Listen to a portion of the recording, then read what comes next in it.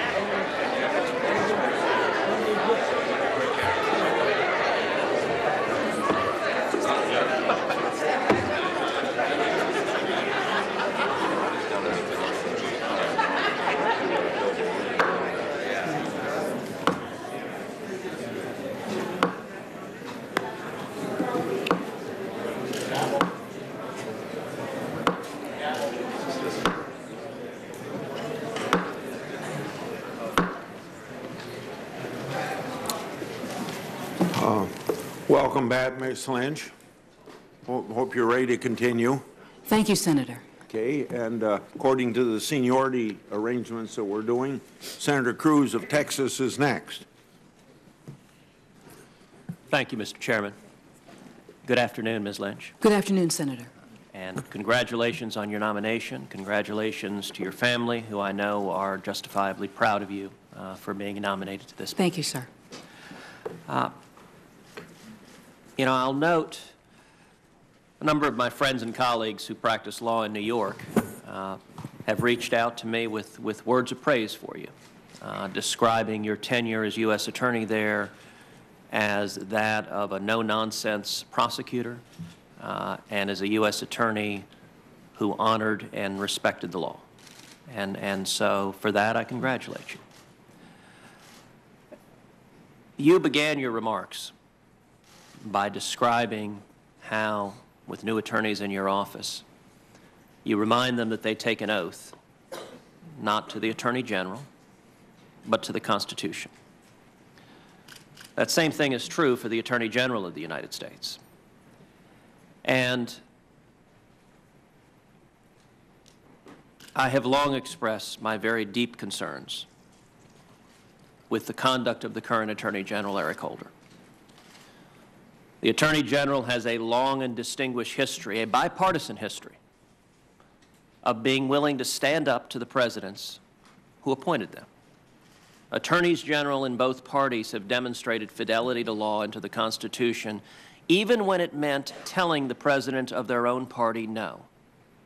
Now, that is never easy to do, but part of what's made the Department of Justice special is that Attorneys General, both Democrat and Republican, have honored that commitment, as you noted to your young lawyers, to the Constitution, not to the President who has appointed me. My single greatest concern with the tenure of Attorney General Eric Holder is that I do not believe he has upheld that tradition. I believe the Department of Justice has behaved more like a partisan operation for the President than an impartial law enforcement agency. And so I want to ask you at the outset the simple question of, if confirmed, how would your tenure as Attorney General differ from that of Eric Holder's? Well, Senator, I think you have raised an important issue of the role of the Attorney General. As we've discussed, it is an incredibly important cabinet member, but the Attorney General is a cabinet member unlike other cabinet members, in that the obligation of the Attorney General is first and foremost to represent the American people, to protect and defend the Constitution, and to faithfully execute the laws as passed by this body. In interacting with the White House or any agency, if confirmed as Attorney General, I would do so in the manner in which I've conducted myself as United States Attorney, with a full and fair evaluation of every matter brought before me, with a full and fair review of all of the relevant laws, with discussion with career prosecutors, as well as even the most junior people, whom I have found to often have the best insight into matters. And only then will I make a determination as to a step to be taken. Going forward, every Attorney General creates their own path. You've asked how I will be different from Eric Holder. I will be Loretta Lynch. I will be the person that I've always been as I've led my office through 2 terms as United States Attorney, focusing solely on the protection of the people of my district, and if confirmed as Attorney General, on the protection of all of the American people. One thing I do wish to say, Senator, is that with respect to the issues that you raise, I greatly appreciate your sharing them with me, both now and during the discussion that we had in your office. I look forward to more discussions with you and your colleagues. And I want to pledge to you now that I will always listen to your concerns. I will consult with this body where appropriate, because there's a great collective wisdom here and experience, both prosecutorial and legal. And I look forward to having a dialogue with you and, frankly, crafting a positive relationship, not just with this committee, but with Congress. Well, Ms. Lynch, I thank you for that. That commitment is welcome and would mark a sharp break from the practices of the current Department of Justice. One of the frustrations of a number of members of this committee is that the Department has not been responsive to this committee's requests, and indeed, were that to change, that would be highly welcome. Let me focus on one, and if time allows, 2 specific areas where I believe the Department has gone with partisan politics instead of upholding the law. And let's start with immigration, which has been a topic of much discussion already. Thank you. You mentioned in your opening statement that you had now taken the opportunity to review carefully the OLC opinion on the President's executive amnesty. Do you agree with the legal analysis in the OLC opinion? Senator, I have had occasion to review the OLC opinion that dealt with the Department of Homeland Security's request for a legal framework in how to prioritize removal of certain undocumented immigrants, or really all the undocumented immigrants, under their jurisdiction. I did not see a grant of amnesty there or a pathway to citizenship. Certainly, as I reviewed the opinion, as well as the letters from some scholars who wrote in support of it, it seemed to be a way to look for the legal framework based upon case law, precedent, prior action of Congress, as well as the discretionary authority of the Department of Homeland Security to prioritize this removal. And certainly placing those most dangerous of the undocumented immigrants at the top of that list seemed to me to be a very reasonable exercise. Certainly, I would hope that the protection of those communities where undocumented immigrants involved in, for example, violent crime, gang activity, terrorism, would be at the top of the list. Ms. Lynch, you said now and before in your opening statement that you found the legal analysis reasonable. OLC operates in the place of the Attorney General of the United States, and an OLC opinion operates as the legal judgment of the Attorney General as the chief legal officer for the United States. And so my question is quite simply, do you agree with the legal analysis in that memorandum? Would it have been your legal analysis had you been asked the same question? Well, Senator, I certainly am not able to say at this point if my legal analysis would have taken the same pathway and the same steps, because I have not reviewed all of the cases and reviewed all of the memorandum that I'm sure went into that.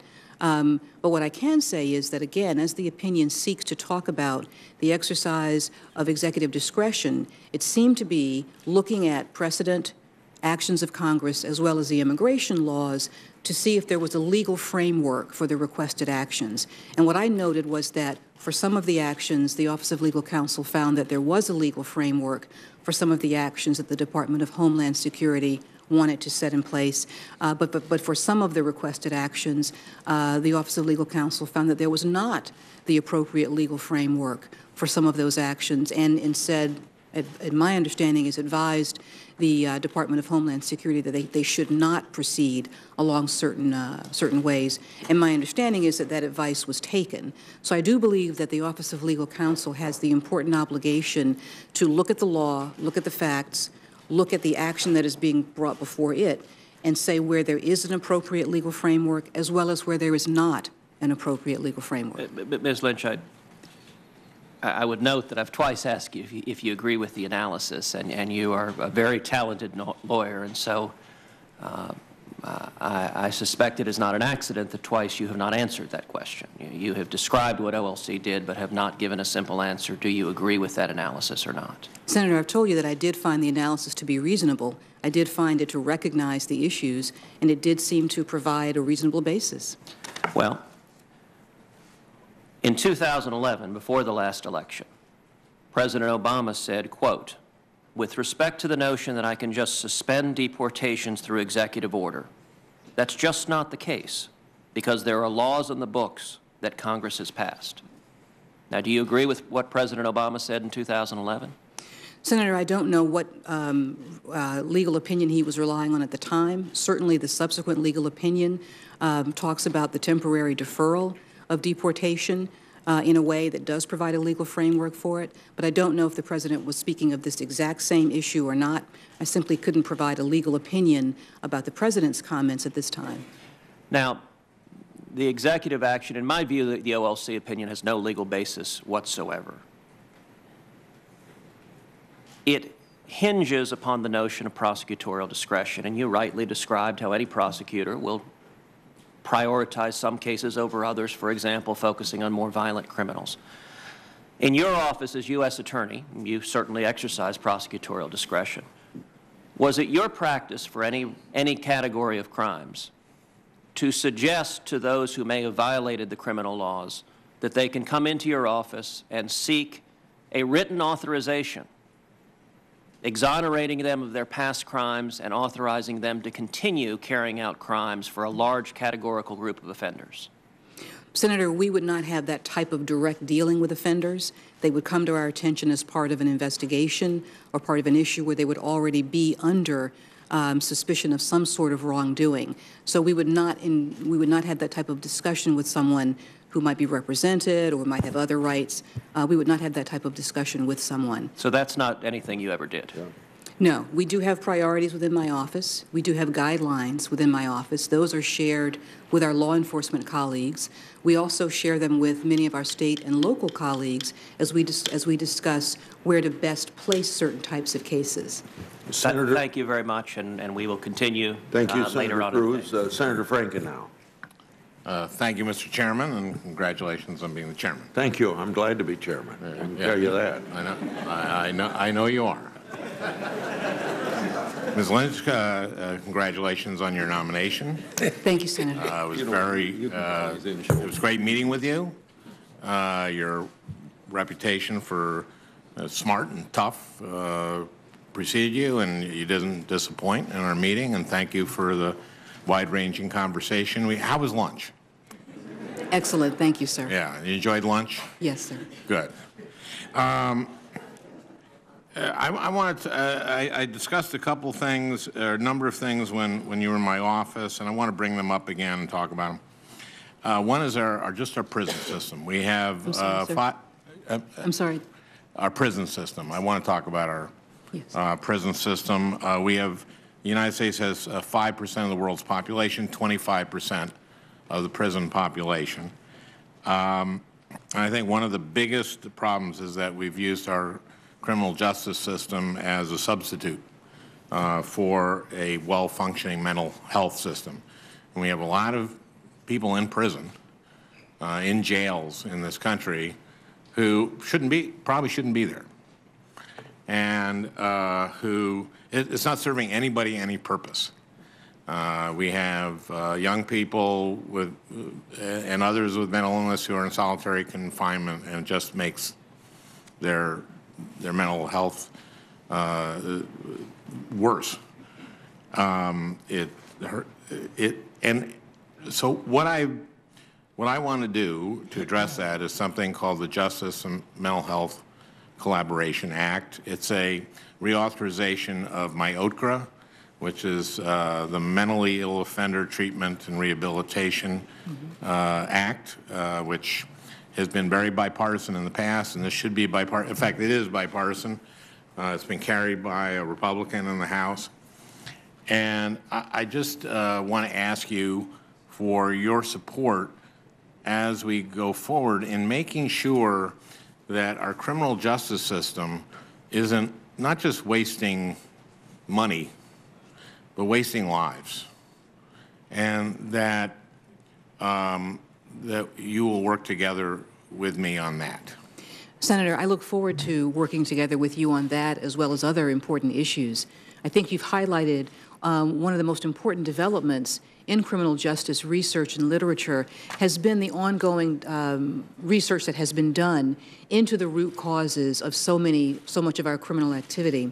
In particular, where the mentally ill are involved, we continue to learn more and more about how that illness impacts them as they make their way through the criminal justice system. And I look forward to taking advantage of that new knowledge with you and working with you on that and other important issues. Yeah, some of this involves, I don't know if you've heard of crisis intervention training, but crisis intervention training is teaching both police on the ground and corrections officials in prisons to recognize when they're seeing someone with a mental health problem and to deal with it in the correct way. Certainly, certainly, because I think the research has shown, and certainly anyone with experience with a family member or friend who has a mental illness knows that sometimes conditions may manifest themselves in ways that appear to be disruptive, but are in fact a reflection of the illness. And so what I'll be doing with this is doing mental health courts, so that if a prosecutor and an arresting officer and the defense attorney and the judge say this person belongs in a mental health court, and so that they can be treated and not go to prison where it's going to clog up the prison system and make this person's condition worse, then we'll do that. And also to do veterans courts, because we have so many veterans that are coming back with invisible wounds. Yes. And sometimes those invisible wounds will be medicated by drugs or by alcohol. And instead of going to prison, maybe it's time to go, we can go to a veterans court. Certainly, Senator, I know that some of my U.S. attorney colleagues have been instrumental in working on the concept of veterans courts in particular as part of the department's strong commitment to protecting all of the rights of veterans. You are so correct. We ask so much of our men and women in uniform, and they come back to us often different from how they left, with wounds that we can see and wounds that we often cannot see. And I believe we have an obligation to provide them the best treatment, to thank them for their service to our country. Fabulous. I look forward to working with you that, should you be confirmed, which I hope you will. Let me move on to something kind of specific. I was chair and now will be ranking member of the Privacy, Technology, and the Law Subcommittee. And there's a lot of technology out there that's new that we're learning about some unforeseen consequences of it.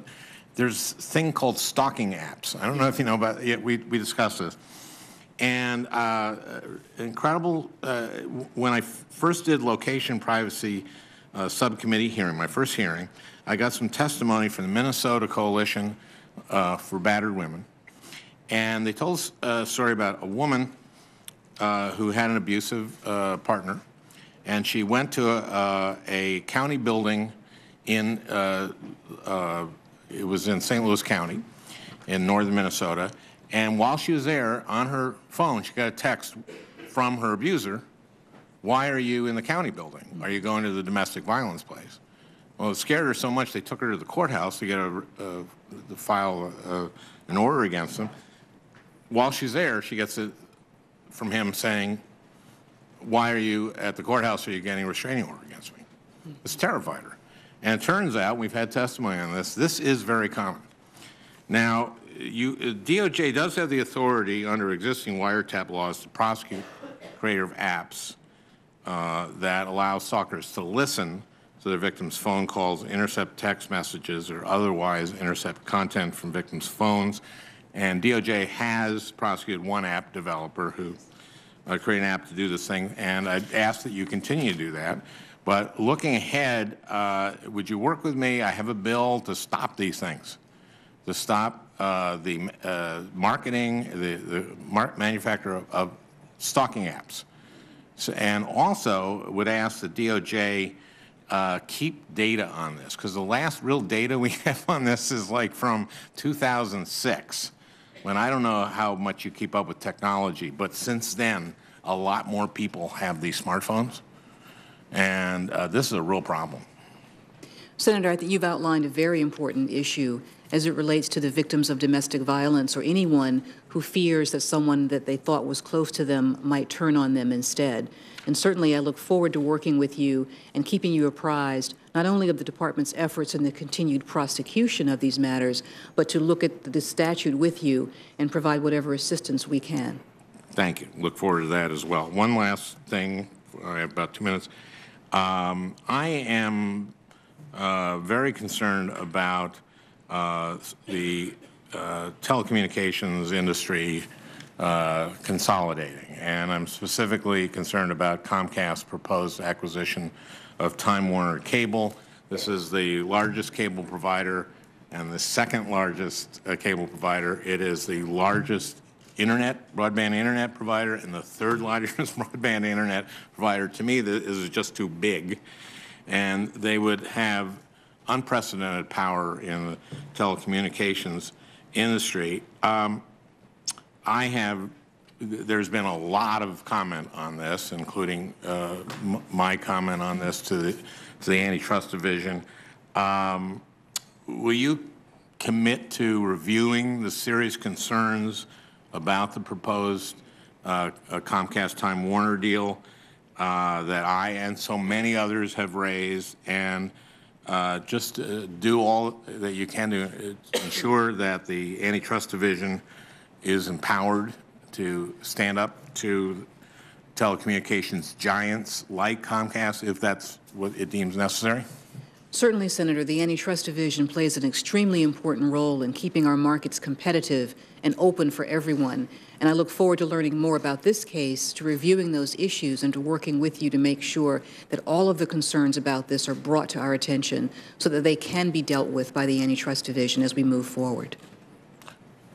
Okay, then I'll probably vote for you. Thank you. Thank you, Mr. Chairman. Thank you, Senator from Minnesota. Now we go to Senator Flake. Thank you, Mr. Chairman, and thank you, Ms. Lynch. Appreciated hearing your life story and seeing your family here, and appreciated the meeting we had in my office a few months ago as well. Yes. I brought something up there, and I'll bring it up to you again with regard to the border situation in Arizona.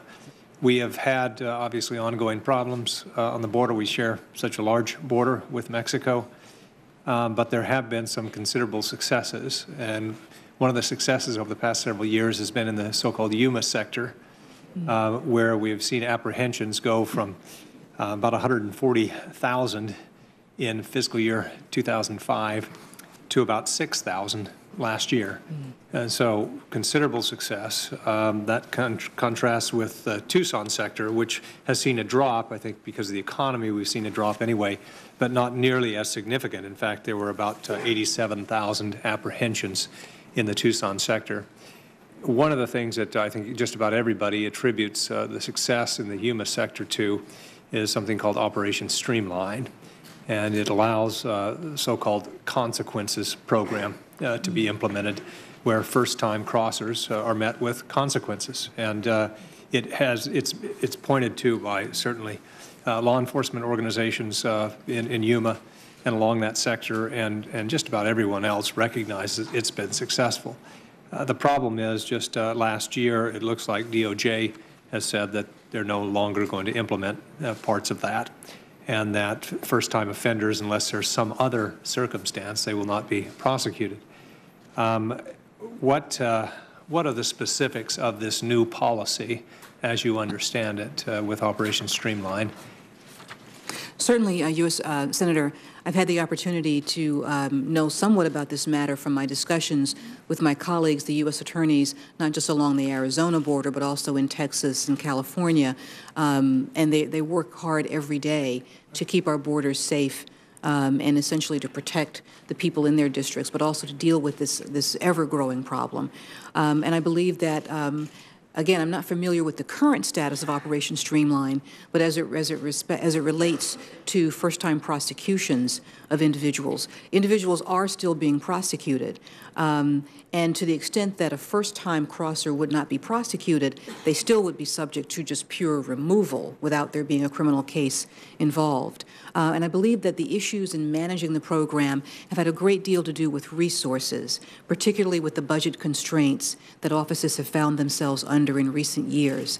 But I can assure you, Senator, that the commitment to protect the border is strong, not only among the U.S. attorneys who work on the border, but throughout the U.S. attorney community and the department, and would be one of my priorities also as Attorney General. As I mentioned, this is what distinguishes the Yuma sector from the others, is the success with this program. If you're saying now that it's a budget issue, why haven't we seen concern about the budget or those budget aspects? Why hasn't DOJ come to Congress and said, we are having issues here? And so in order to continue with this program, we're going to need additional funding. To your knowledge, has that happened? I'm not aware of what's gone into the specifics of the department's budget. I'm generally aware of the budget as it relates to U.S. attorneys generally, but not the department as a whole, or as it relates to specific programs, so I'm not able to provide that information to you. It is certainly something that I would be working closely on should I be confirmed as Attorney General. I guess I'll put it this way, barring budget issues, is this a program that you're committed to, or do you have other issues with it? Certainly it's a program that I think has been effective. I think there have been concerns raised about resources and about the way the program has been managed from the judiciary and others. We're always trying to be responsive to all of the parties involved in these. But with respect to the issue itself, I'm certainly committed to working on that issue with you and the members of this committee, be it through Operation Streamline, if it can be maintained, or in an equally effective program. Okay. Well, for the record, we've not, to my knowledge, received any concerns about budget issues with regard to Operation Streamline. It seems to have been another decision that was made, and I will be following up with you. We want to make sure that, let me just step back. I believe we need to do a lot with regard to immigration policy. I'm a sponsor of the comprehensive bill that went through the Congress 2 years ago through the House, or I'm sorry, through the Senate, didn't get through the House. So this isn't all we need to do, but it's a significant part of what we need to do. And Arizonans have paid the price, a disproportionate price for a long time for the federal government's failure to have a secure border. And so when we have programs like this that work, and we see success in one sector, and everybody can point to that, then it's very disturbing when DOJ pulls back on that, and we fear that that Yuma sector, as the economy kicks up again and crossings are more frequent, that we're going to have the same problems that we had a few years ago, and that just we can't go on with that. Secretary Johnson is in Arizona, or just visited Arizona, visited the border. He's done that a few times. Met with the ranchers with some of their concerns, particularly in the Tucson sector. And there's still a lot that needs to be done, and it's going to require a real partnership between a lot of people to make sure that it works. Switching gears, some of my colleagues have mentioned trade secrets and economic espionage, but just to focus specifically on the theft of trade secrets and foreign governments. Last May, the Department of Justice announced indictments of 5 Chinese military hackers for foreign theft of trade secrets and economic espionage, among other crimes. When announcing these charges, Attorney General Holder said the administration will not tolerate actions by any nation that seeks to illegally sabotage American companies and undermine the integrity of fair competition and free markets. This case will serve as a wake-up call to the seriousness of ongoing cyber threat, he said. Would you agree with Attorney General Holder's statement, as well as other statements by the executive branch, that this is a growing and persistent threat? Senator, I would agree with those statements, and I would add that I have seen through cases in my own district that this is a growing and increasing threat. My office has also worked on matters involving foreign nations attempting to obtain technology under false pretenses. We've worked closely with our colleagues in other agencies to bring these cases to fruition. I'm very proud of the work that we've done, and it is an ever-growing concern, certainly, and has also been expressed by the FBI, not only under the current director, but under former Director Mueller. So I look forward to working closely with our law enforcement partners and with this body to deal with the numerous ways that we have to fight this problem. Last Congress, I introduced the Future of America Innovation and Research Act, or the FAIR Act, that provides companies with a legal remedy to when their trade secrets are stolen from abroad. The concern is that since the Economic Espionage Act was enacted in 1996, I think there have only been 10 convictions under Section 1831. That's a lot of time for just a few convictions. Since the FBI can't investigate and DOJ can't prosecute every single theft of trade secrets, does it make sense that there might be a federal civil action, cause of action that could help these companies through another remedy? Does that make any sense? Well, certainly, Senator, from my experience in advising companies, boards, and general counsel, I understand the importance of corporations being empowered to act on their own behalf and protect their intellectual property and their trade secrets. I haven't had the opportunity to study the bill that you discuss, but I certainly look forward to doing so and having further discussions with you. Well, I appreciate that. Victim services, another area that has been of some concern. Last year, Congress passed the Victim of Child Abuse Victim of Child Abuse Act reauthorization. And I was pleased that the sponsors of the bill agreed to include an important provision that clarified Congress's intent that the money from the Crime Victims Fund should only be used to assist victims of crime. Will you commit to follow that new law and direct the victim advocates in the U.S. Attorney's offices that this money only be used for victims? In the past, we've seen it used for witness travel, other administrative duties, and not actually focus on the victims. Certainly, the management of the issue of how to provide not only restitution but support to victims is an important one to the department and to me as a United States attorney.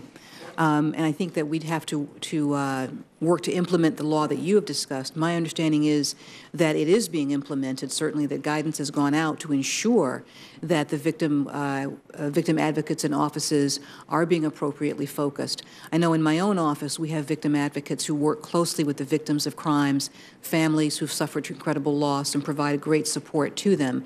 And I fully support empowering those professionals. So yes, Senator, I believe that that the law that you've mentioned is one that is being implemented. I certainly will commit to ensuring that it is so. Okay.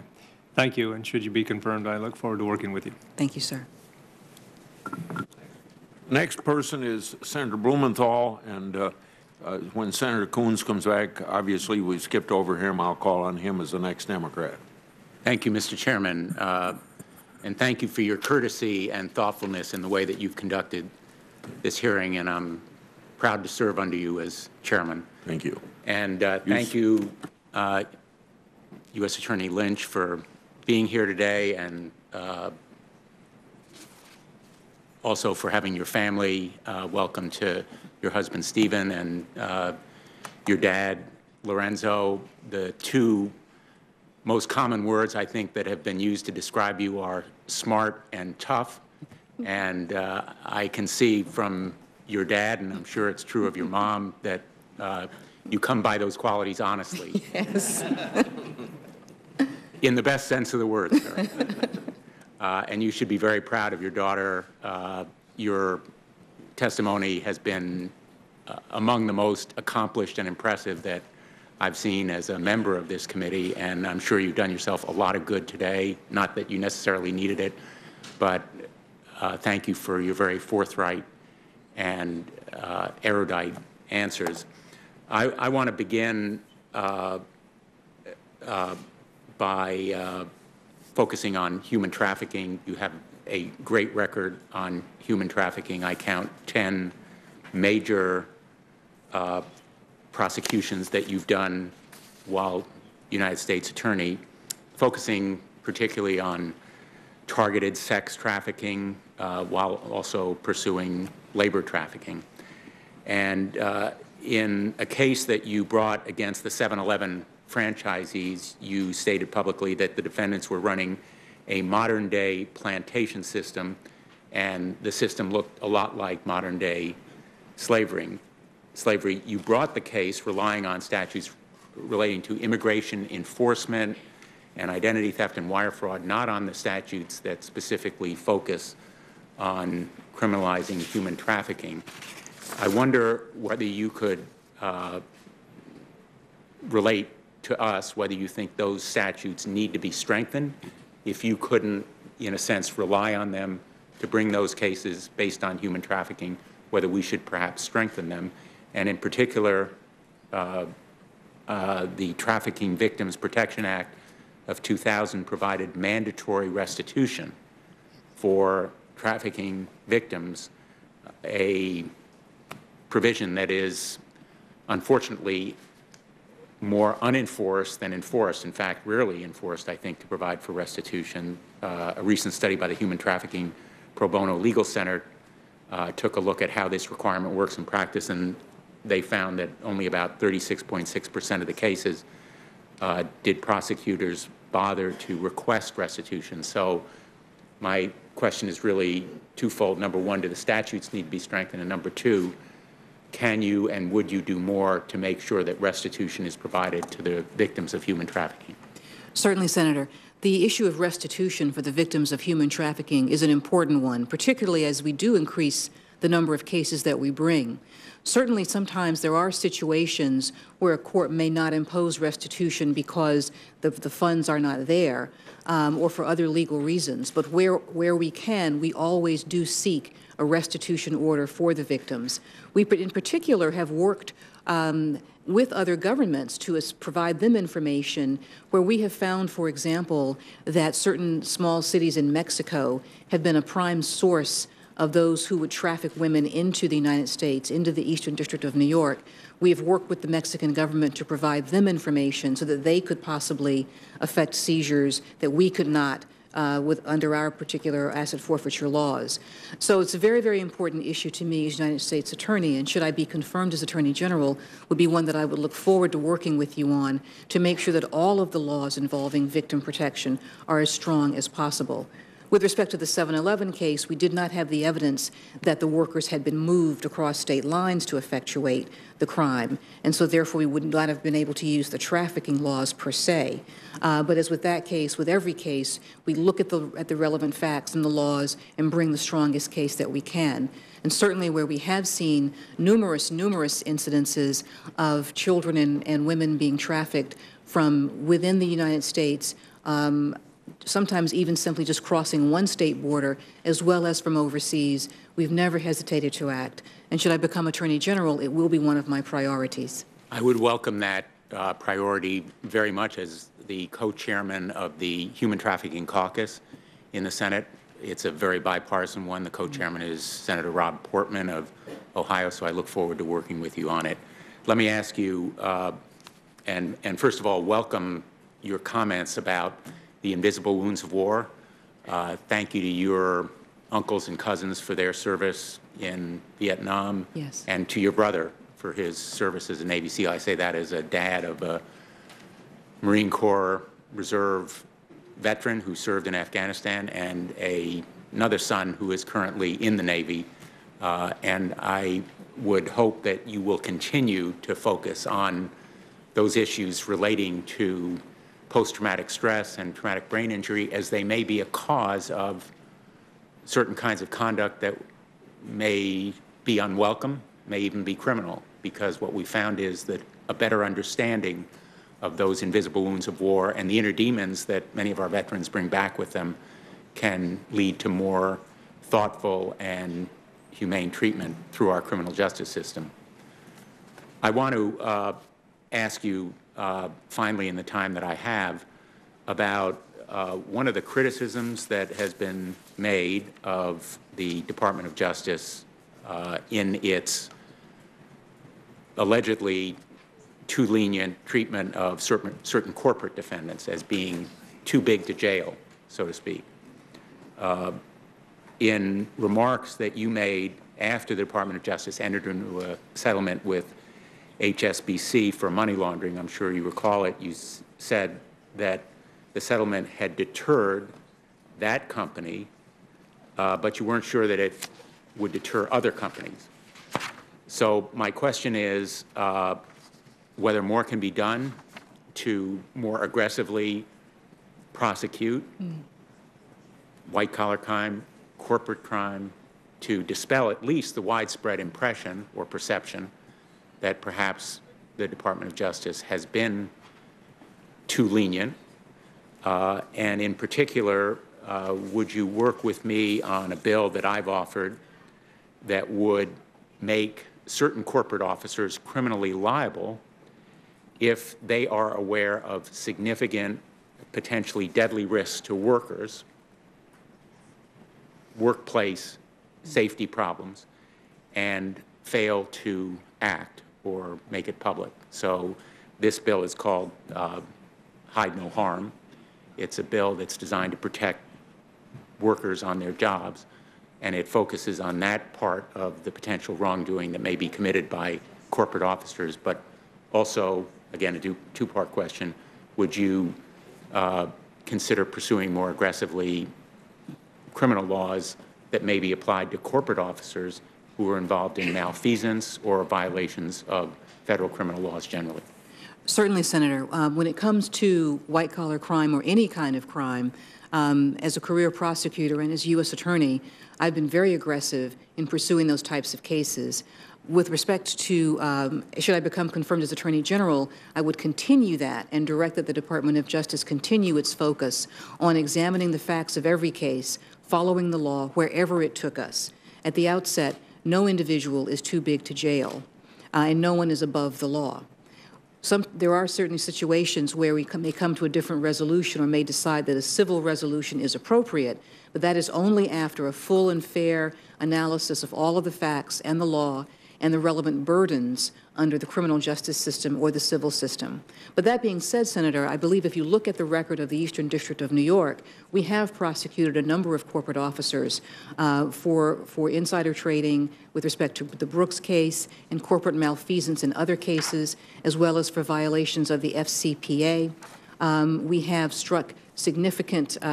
rung significant concessions from corporations and made major changes in the way in which corporations and financial institutions are structured and operate that act as a deterrent. And we have been very clear with respect to the industries within which we are looking that should a corporation not engage in preventive behavior, or should they not take seriously the type of investigation that we bring, that criminal charges will be brought.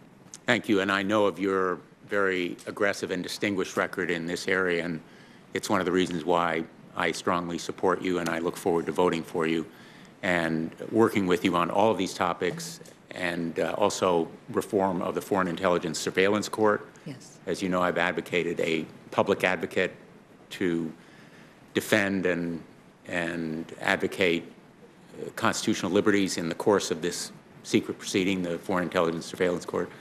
I'm not going to ask you to commit on that issue, but I hope that you will work with me on it as well as these other issues. And I very much appreciate your being here today and your public service and your family service. Thank you very much. Thanks, Mr. Chairman. Yeah, Thank you, Senator.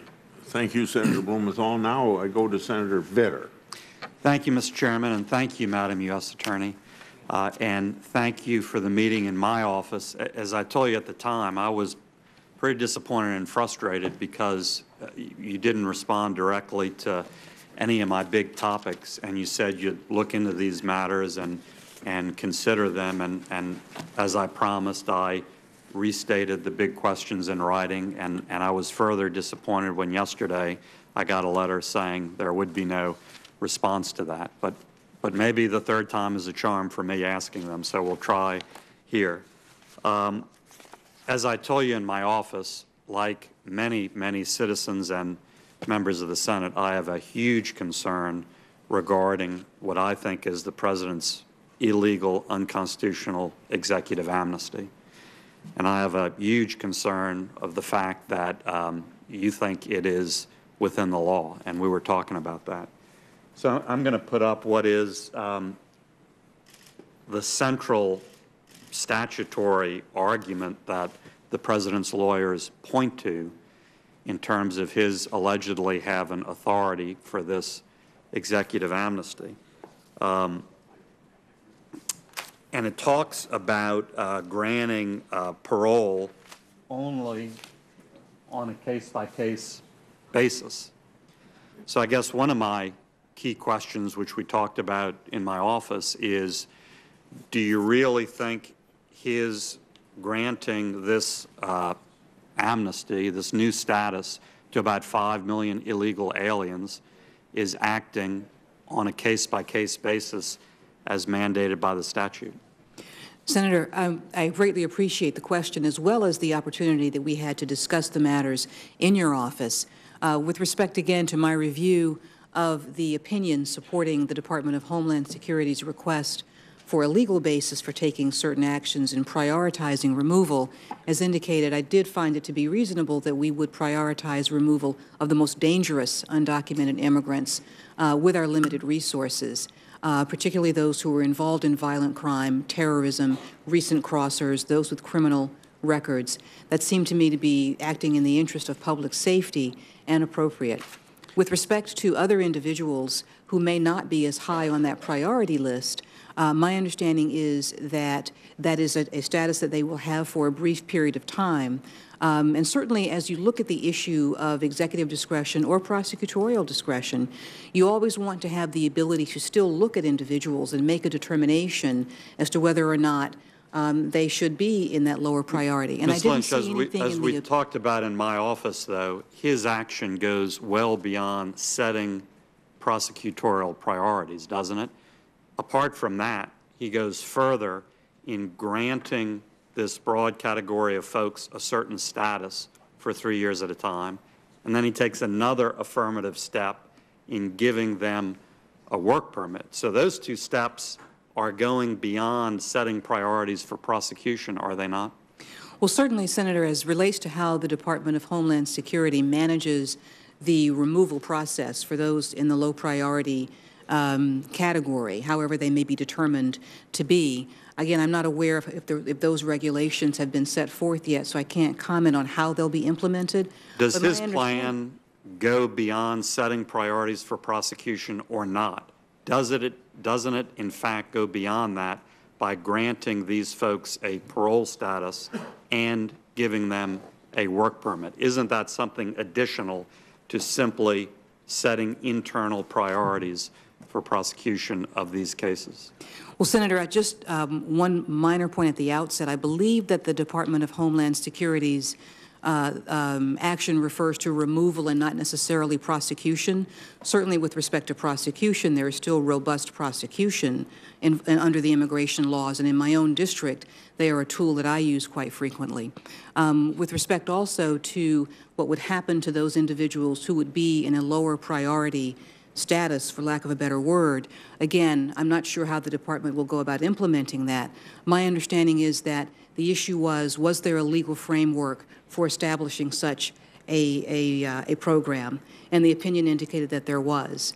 Do you agree with that opinion? I believe individuals still have to apply, at which point there would have to be a review of their eligibility and the like.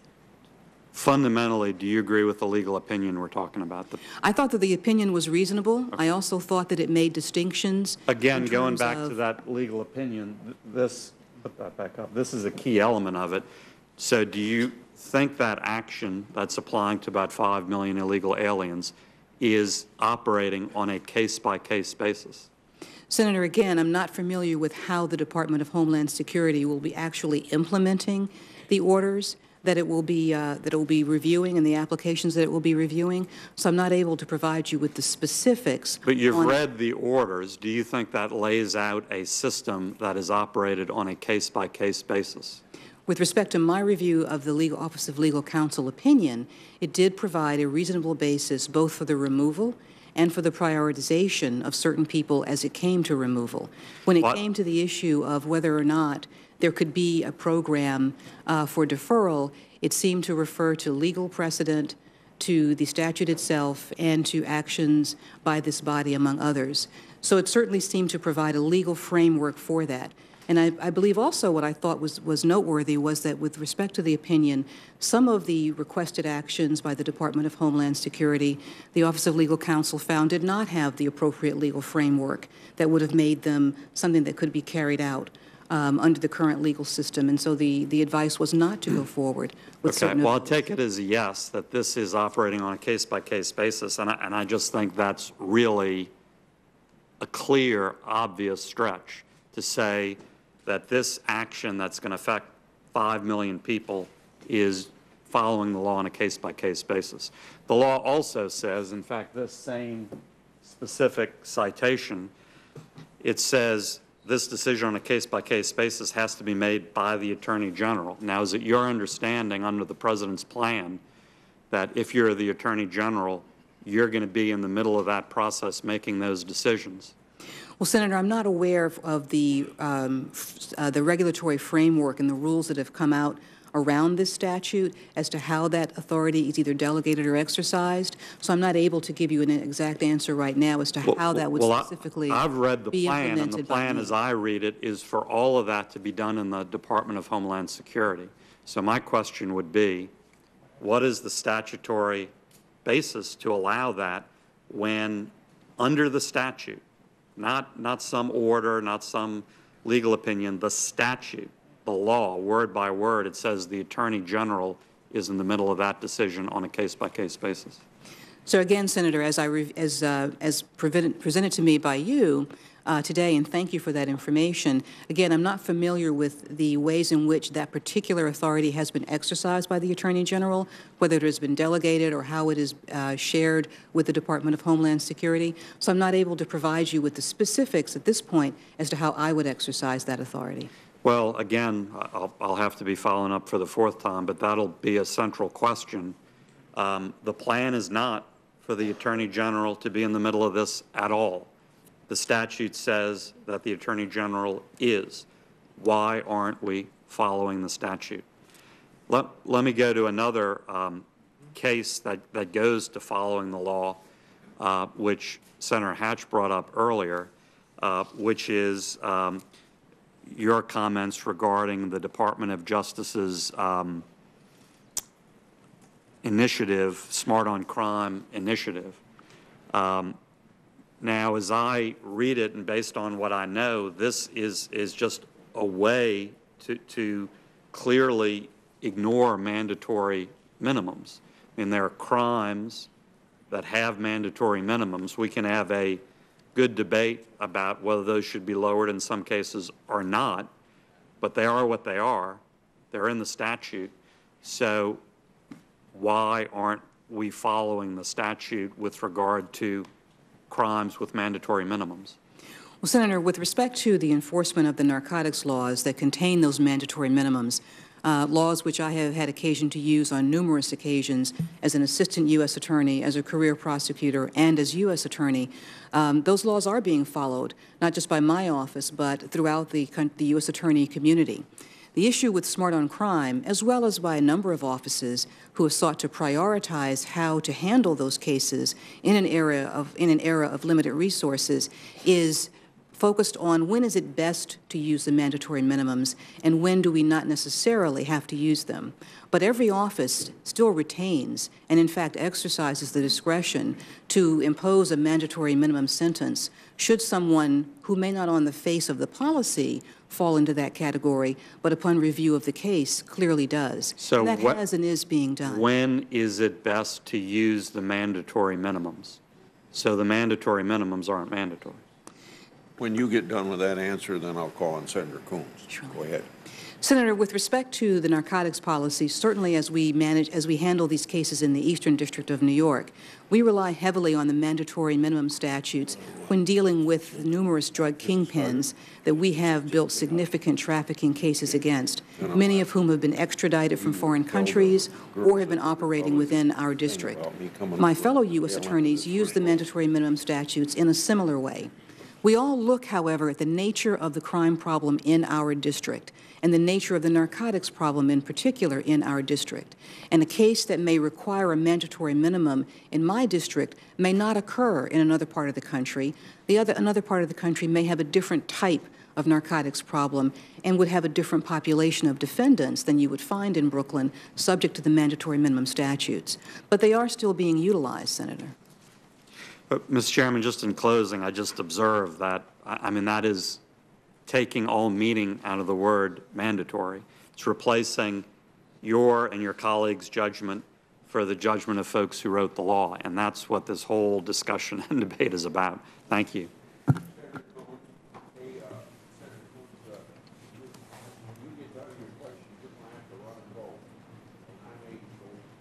Yeah, and for the witness, if there's nobody here and you want to take a break, take a break. Right. But Thank you, just as soon as somebody gets here, I hope you can come back right away. Senator Coons.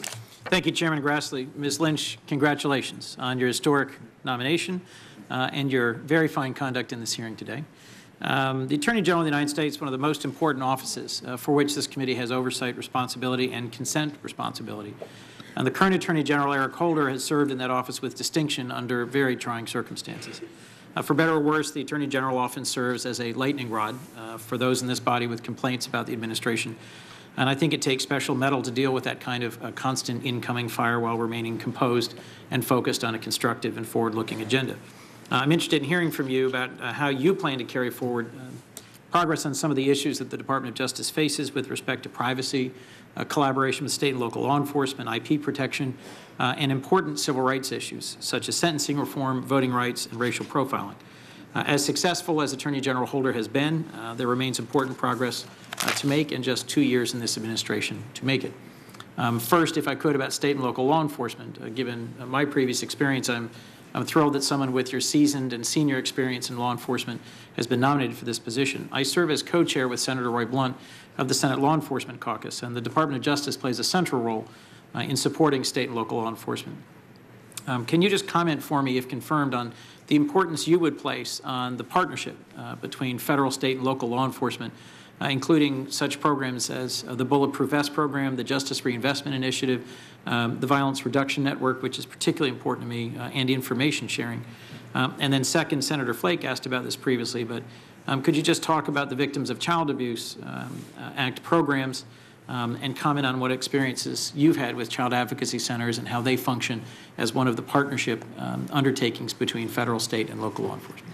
Certainly, Senator. With respect to the important partnership between the Department of Justice and our state and local law enforcement counterparts, it will be one of my highest priorities to ensure that there is not only collaboration and cooperation, but active and ongoing discussion about the needs that we can help fulfill, but also, Senator, what we can learn from our state and local counterparts. It has been my experience, having had the benefit of, frankly, learning from some of the best law enforcement agents and police officers around, that no one knows the crime problem like the cop on the beat. No one really understands what's going on in a community like the officer who walks those streets every night and knows those residents and understands those issues. Similarly, our federal law enforcement agency partners have outstanding background, effort, and ability to manage complex cases. And when we combine those two, we have been able to achieve tremendous results for victims of violent crime, of terrorism, of cybercrime, along with the cases that you mentioned involving vulnerable victims of child abuse. So certainly I feel that there has to be a collaborative relationship, but I want to essentially assure you that in my view, it would be one where we would not just provide assistance and training and grants. That is very, very important, but we would also listen and learn as well from our local law enforcement partners. Well, thank you. That's both a good answer and a great attitude, and I look forward to working with you on this area going forward. The USA Patriot Act, and in particular its Section 215 authority, is often thought of as a spying program, which in some ways it essentially is. But it also is and can be a tool that DOJ and FBI routinely use in the course of domestic law enforcement and its investigative missions. Does the DOJ use Section 215 as a bulk collection tool? And could the department continue to make effective use of Section 215 if the enhanced privacy protections, the limitations on bulk collection set forth in the USA Freedom Act were to be adopted? Well, Senator, Section 215, as I understand it, is not a bulk collection tool in and of itself, but a way in which the government, using court authority, can obtain information already gathered that might be useful in ongoing national security investigations. But certainly I understand that as we work to protect our country from terrorists who seek to attack us here and abroad, that we have to be mindful of our civil liberties and the privacy rights of anyone who may be impacted by our collection procedures. And certainly I look forward to, as the renewal of Section 215 comes up, I look forward to discussions with you and the other members of this committee about the best way in which to keep that useful tool and also reassure this body and the American people that it is being used in the most effective way. I'm also concerned about IP, intellectual property protections, as we talked about previously, and trade secret. My understanding is several other senators have also asked about this issue, so I'll try to be brief. I'm concerned about the huge transfer of wealth going on through trade secret theft, and the federal crime under the Economic Espionage Act is estimated to be responsible for up to $500 billion annually in terms of losses to the United States. Yet there's only 1 or 2 cases a month federally brought by prosecutors. As the U.S. Attorney for the Eastern District, what's been your experience in investigating or prosecuting trade secret theft, and would you be interested in working together to strengthen the resources and strengthen the legal authorities for protecting America and our inventions and innovations and ensuring that we stem the tide of loss through trade secret theft? Certainly, Senator, in my experience as the U.S. Attorney for the Eastern District of New York, I don't believe we have any specific indictments under the Trade Secrets Act.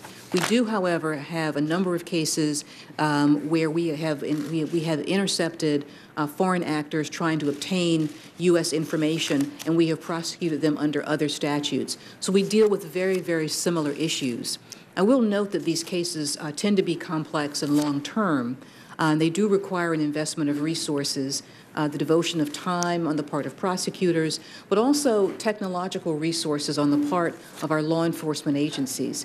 So I would look forward to, should I be confirmed, working with you in this committee to ensure that we have the appropriate resources we need to handle these cases. Well, as a member of the Appropriations Subcommittee responsible, I look forward to working with you on that. I think it's vital that we strengthen the protections for America's inventions and inventors. Let me last ask about criminal justice reform, an issue that I think is front and center and important for our country and for our justice system. We've seen in a number of ways in the last year that our criminal justice system is broken in terms of how it deals with mass incarceration and its impact in particular on drug offenders and on the African American population of our country. It's not just a civil rights problem, but also a fiscal problem and a social problem. And if you look at the numbers of who's incarcerated and for how long and under what charges, I think there is a significant inequality that needs to be addressed. I think we need legislation through this committee and in this body that will help rationalize overly mandatory, overly long drug sentences for nonviolent offenders. Attorney General Holder took an important step forward 2 years ago when he issued revised guidance to the field directing the prosecutors not automatically charge the most serious mandatory minimum triggering levels of drug possession against low-level nonviolent offenders. I wondered whether you would, whether it's your intention to keep in place Attorney General Holder's 2013 memorandum, or whether you would look for other or additional ways within the law, within the Constitution, to promote the equal and just application of our criminal laws to every person, regardless of background, of sex, of gender, of sexual orientation, race, religion, or nationality. Senator, you touch on the important issue of making sure that our criminal justice system protects the American people, but does so in a way that's fair and effective, and also protects the individual rights of everyone who has to pass through it. It is the responsibility of a prosecutor not just to win convictions, but to bring justice to every case, no matter what the result.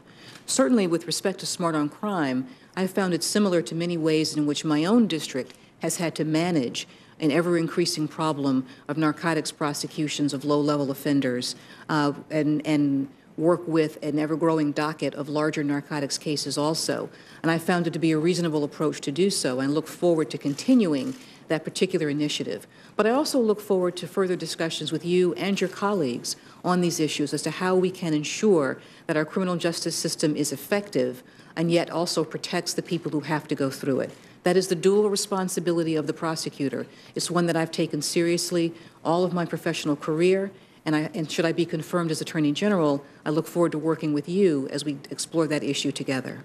Well, thank you, Ms. Lynch. As he said at the outset, Senator Leahy remarked that nearly a third of the department's budget at this point is dedicated to the Bureau of Prisons. I think we have a pressing civil rights issue nationally for us in terms of our criminal justice system, but I've also long been a supporter of law enforcement and believe that you are uniquely positioned, qualified, and prepared to help us balance these twin obligations of ensuring that our communities are safer and stronger and ensuring that our justice system delivers on justice. Thank you. Thank you, Senator.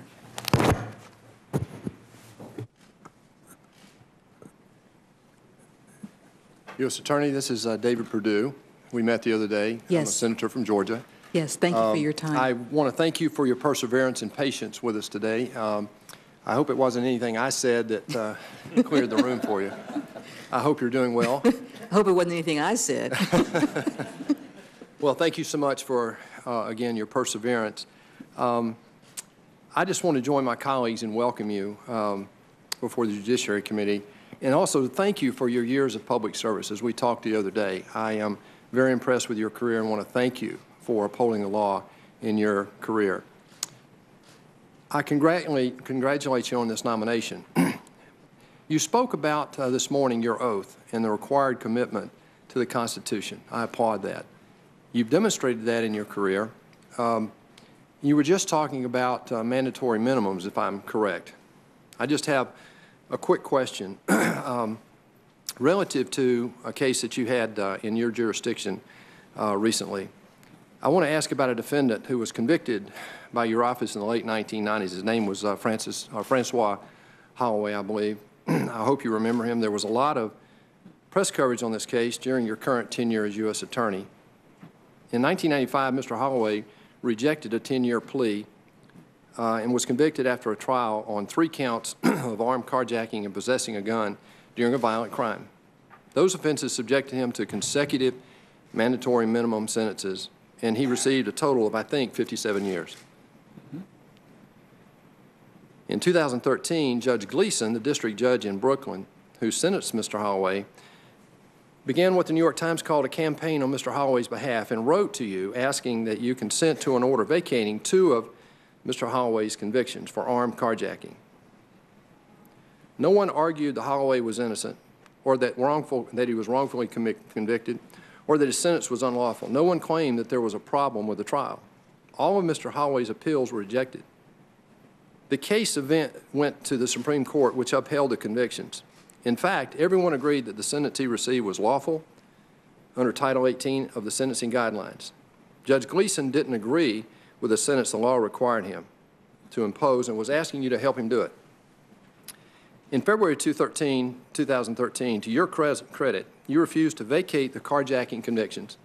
You suggested to Judge Gleason that Mr. Holloway could contact the office of the pardon attorney and submit a petition for commutation of his sentence. I personally think that that was the appropriate response. I congratulate you on that. I think every prosecutor would have responded that way. In May of 2014, however, Judge Gleason again urged you to vacate 2 of Mr. Holloway's armed carjacking convictions.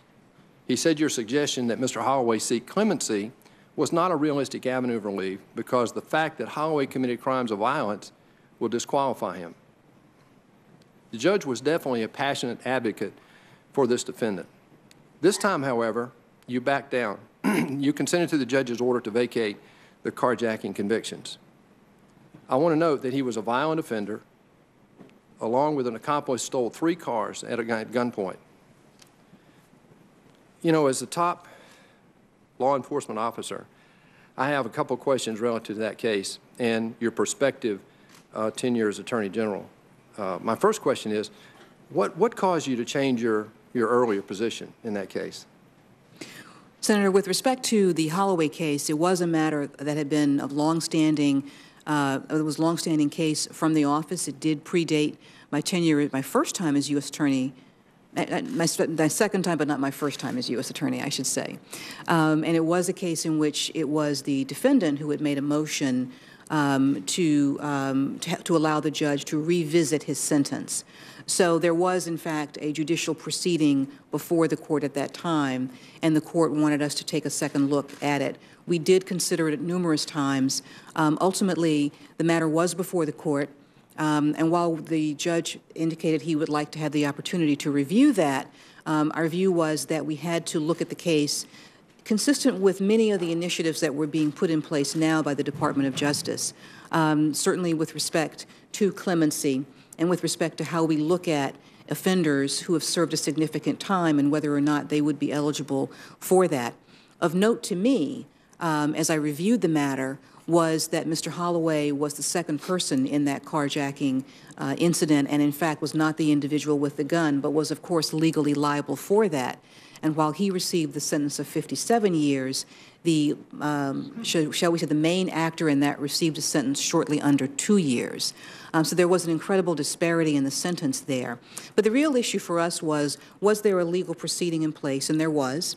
And essentially, did we have the ability to let the judge review the sentence again by keeping it in the court system, and we felt that we did. But before we did that, it was important to me to consult with every victim in that case. And certainly we found all of the victims but one, after extensive research, all the victims who also felt that the judge should have the opportunity to reconsider Mr. Holloway's sentence without a guarantee of what that sentence would be. Based on that information, based upon Mr. Holloway's record in prison, based upon his role in the offense, we looked at how we would have handled the case under current times. And again, given that there was a court proceeding, we were able to go to court and tell the judge that we would not stand in the way of him reviewing the sentence again, which Judge Gleason did. Mr. Holloway was resentenced. He then went into state custody to finish a matter, and so I do not know his current status. But we did essentially allow the judge to take another look at that, and through the judicial process, the judge imposed a different sentence. That sentence was still significant, and it was still, I would say, twice as long as what Mr. Holloway would have gotten had he accepted a plea deal. Thank you. You know, as the Attorney General, you'll have great discretion, just as you did as District Attorney. The question I would have is illustrated by that case, I think, is, you know, where do you draw the line? How do you see this balance between the law and your personal position in a case, your personal opinion in a case? Senator, I don't believe that my personal opinion is the governing factor in a case, be it Mr. Holloway's case or be it any case in which I would review either as U.S. Attorney now or should I be confirmed as Attorney General. I will take a look at every case, and I will commit to you that I will review every matter brought to me with a full and fair examination of the facts and an application of the law, but also with a view towards, as in Mr. Holloway's case, whether or not there is a judicial proceeding there and the current status of that. But we will take every effort, and I will make every effort, should I be confirmed, to always act consistent with the law. Thank you. There are just one last question on this in this vein. There are probably hundreds, if not thousands, of violent offenders in our federal custody who are serving sentences based on consecutive mandatory minimums that you just spoke about, like those imposed on Mr. Holloway. If you're confirmed and during your tenure as Attorney General, it comes to your attention there are cases like Mr. Holloway's, would you consent to early release of those offenders? Senator, it would not be my place to consent to an early release, nor was it our place in the Eastern District of New York in the Holloway case. Our posture was to consent to allow the judge to revisit the sentence and impose the sentence that as a judicial officer he felt appropriate. So as U.S. Attorney, I would not be making the decisions as to whether someone should literally be released.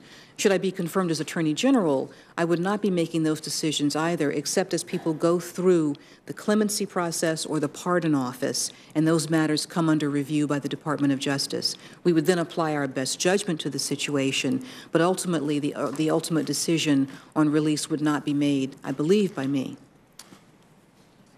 Well, since I'm the only one up here, I guess I'm the presiding officer, and my time is almost up, but I have just one other question for you. I'd like to move on to national security, if I might, and we'll remind the chairman that I didn't go over on my allotted time, just in case.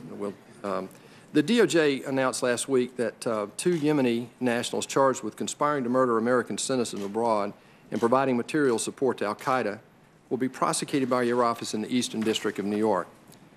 I'd like to ask you about your views on transferring terrorists to U.S. soil who have been captured abroad. Terrorists have been tried successfully in civilian courts before, but I'd like to know your opinion about what role you think military tribunals play in handling terrorism cases.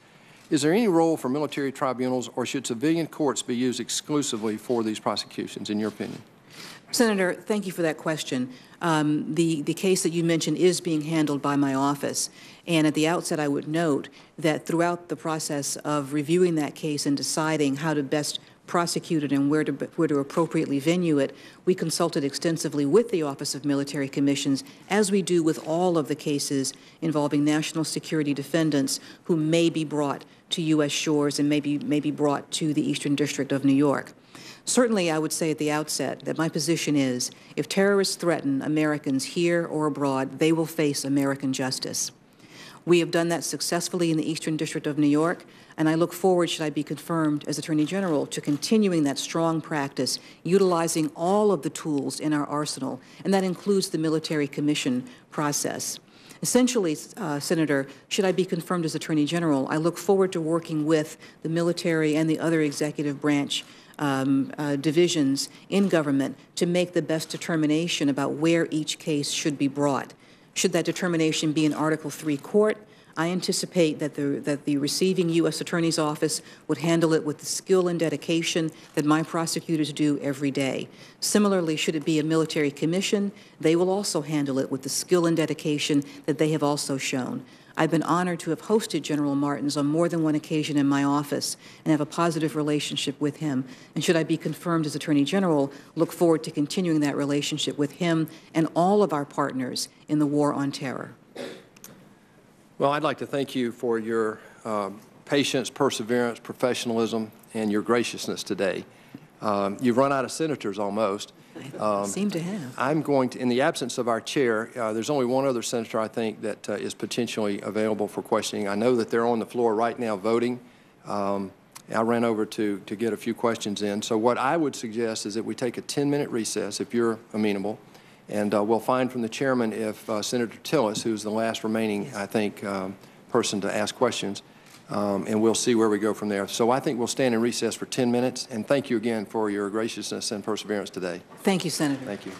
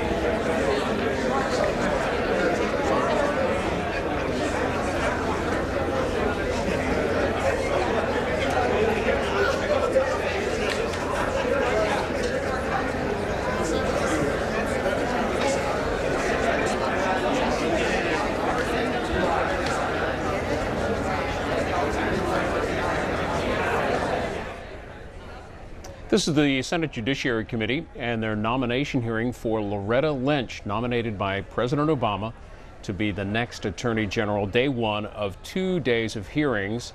They began this morning at 10 o'clock Eastern. Likewise, will begin tomorrow at 10 Eastern with live coverage here on C-SPAN and C-SPAN Radio. You may have heard David Perdue, the freshman senator from Georgia, saying they're going to take a 10-minute break. That's because there's a whole series of votes going on the Senate floor, amendment votes to the Keystone XL oil pipeline bill. And you can follow those votes, by the way, on our companion network, C-SPAN 2. So while they're in this break and we wait for them to gavel back in, we'll open up our phone lines and hear your thoughts on the testimony so far and look at some of your comments on Facebook and Twitter on what you're looking for as the priorities of the next Attorney General. Here are the numbers: 202-748-8920 if you're a Democrat. If you are a Republican, 202-748-8921, and for independents and all others, 202-748-8922. Just make sure you mute your television or radio when you call in, and we'll take as many of your calls and comments as we can. Let's look at some of those comments on Twitter. We showed you some as we wrapped up here before the break, but here's one from Ryan, who, referring to some of the questions just before we took the break there, I fear anybody is an attorney general who can't answer a yes or no question. Both Sessions and Ted Cruz have asked these. A different view from Fortitude said Ted Cruz can't keep up with Loretta Lynch. Recognize your limitations, sir. And one more here from Bob, who says Loretta Lynch believes Gitmo is illegal. Can we trust her to be anything but a puppet for Obama's unconstitutional actions? Let's go to your calls. Independent line. This is Oregon City, Oregon. And Sharon, you're first through. Go ahead. I did not get to see the entire proceeding. I'd like to know what the Attorney General, if she's confirmed, would be intending to do about the overreach of executive orders and the unconstitutional acts of the President. Eric Holder has refused to prosecute. I'd like to know if she will follow up on that. And certainly a lot of the questioning about those immigration executive orders and more to come as they're just about wrapped up the first round of questioning. Tom Tillis, the new senator from North Carolina, Republican senator, is next in line. Walter's next in our line. He's in Mount Clemens, Michigan, and on our Democrats line. Go ahead. Yes, I just want to say that Ms. Lynch put on one of the best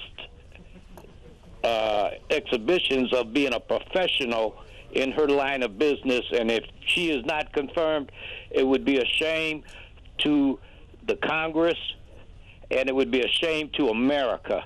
This is a very sharp, intelligent woman who is very professional, who answered all their questions and came across as an excellent candidate for Attorney General. And if she is not confirmed, everybody in the Senate ought to just resign their positions is what should happen. On to Alexandria, Pennsylvania on our Republican line. This is Barry. Just make sure, folks, that you turn down your television or radio when you call in.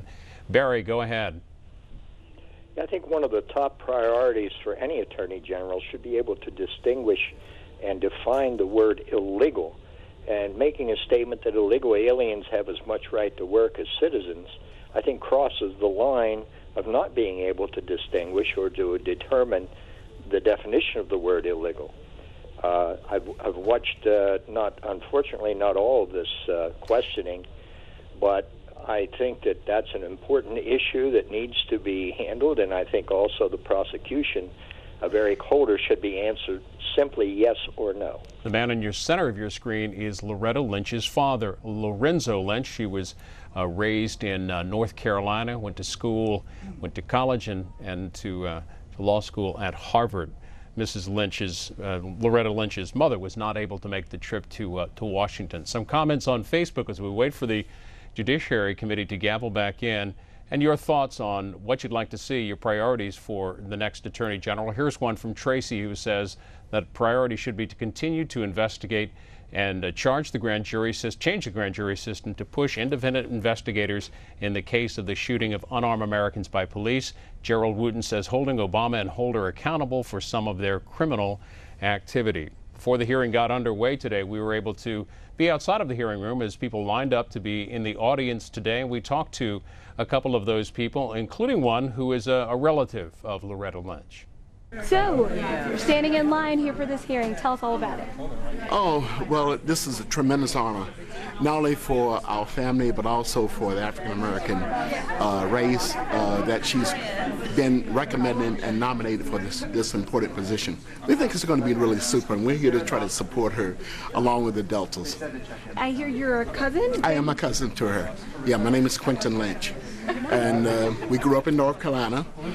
She was very studious and went on to Harvard and, of course, and distinguished herself there.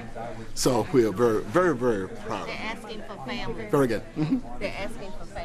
Some of the comments ahead of today's hearing, the Senate Judiciary Committee hearing, about to gavel back in. They've taking a short break as a number of senators have gone over to the Senate floor to cast votes, amendment votes, in Keystone XL pipeline debate. This is Merritt Island, Florida. Independence Line. Hello to Mike. Yes, good afternoon. Afternoon. I know there's a lot of issues politically with the American people, with the Attorney General, and I came a little bit late to the hearing, and I think she's professional, but right now the political body seems to be unfavorable to him based on a majority. Whether she's confirmed or not, I do not know, but I was curious whether she had stipulated any responses to or any questions asked to the current medical marijuana with certain states legalizing it, and how, if any response she had on that. If you could help me out with that, I'd greatly appreciate it. Well, she certainly did have questioning on marijuana and the legalization of marijuana in some states, and you can find all of that testimony on our website at cspan.org. We'll show all of it to you later tonight, beginning at, we think, at about 8 o'clock, but of course it depends how late the Judiciary Committee wants to stay in. Oh, one more thing. We did want to remind you, too, that the chairman of the committee, Chuck Grassley, will be our guest tomorrow morning on Washington Journal. Your chance to speak to the chairman, 7:45 Eastern, here on C-SPAN and C-SPAN Radio. It's Chesapeake, Virginia. Diana on our Democrats line. Yes, good afternoon. I've been watching the hearings from beginning to up to this point, and I believe that no matter what party you're affiliated with, just to keep in mind that, number one, she's doing an exemplary job with all the questioning and everything. But she has ruffled feathers on both sides of the aisle in the past. She's very even-handed and very consistent, and I think that's who we need to replace Eric Holder at this time.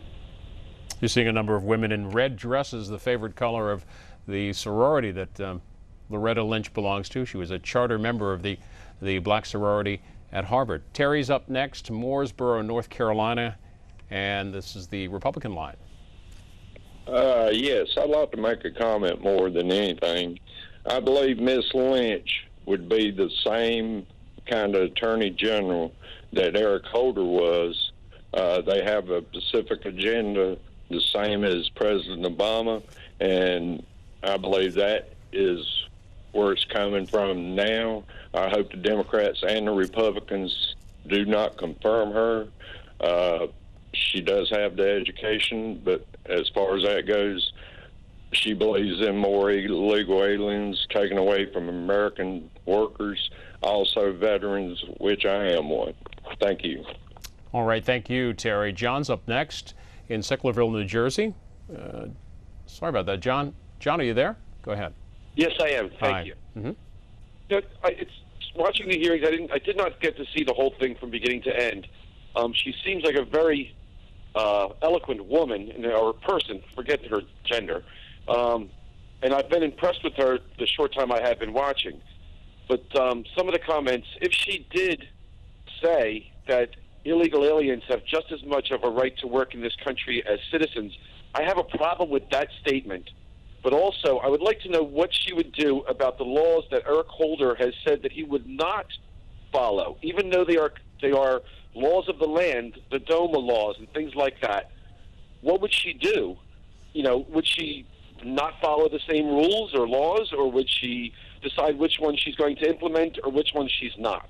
I would like an answer. I wish somebody would ask her that question. Well, I'll tell you, John, you and others too can find out you can follow all of the testimony from earlier. You can go to our website, cspan.org, and see the video there. What's more is you type in a keyword like immigration, and the transcript is right there, can take you right to that point in the video or points where she's being asked about issues like immigration or marijuana or cybersecurity and such. The audience beginning to fill back in as we did earlier. We had a producer up on Capitol Hill talking to some of the folks gathering there to attend today's session. And they're not just friends and family and reporters, they are also interest groups in Washington interested in hearing from the potential new Attorney General. Here's one. So you were the first person in line this morning. You were here early with us, so tell us, why are you here and what are you expecting to learn from the hearing today? Well, I represent an organization called the Judicial Crisis Network. My name is Jonathan Kime, and I've been following this nomination for my organization for the last several weeks. This is an incredibly important nomination because the Department of Justice holds a lot of power, has an enormous influence on how the rule of law and the Constitution are applied in the United States.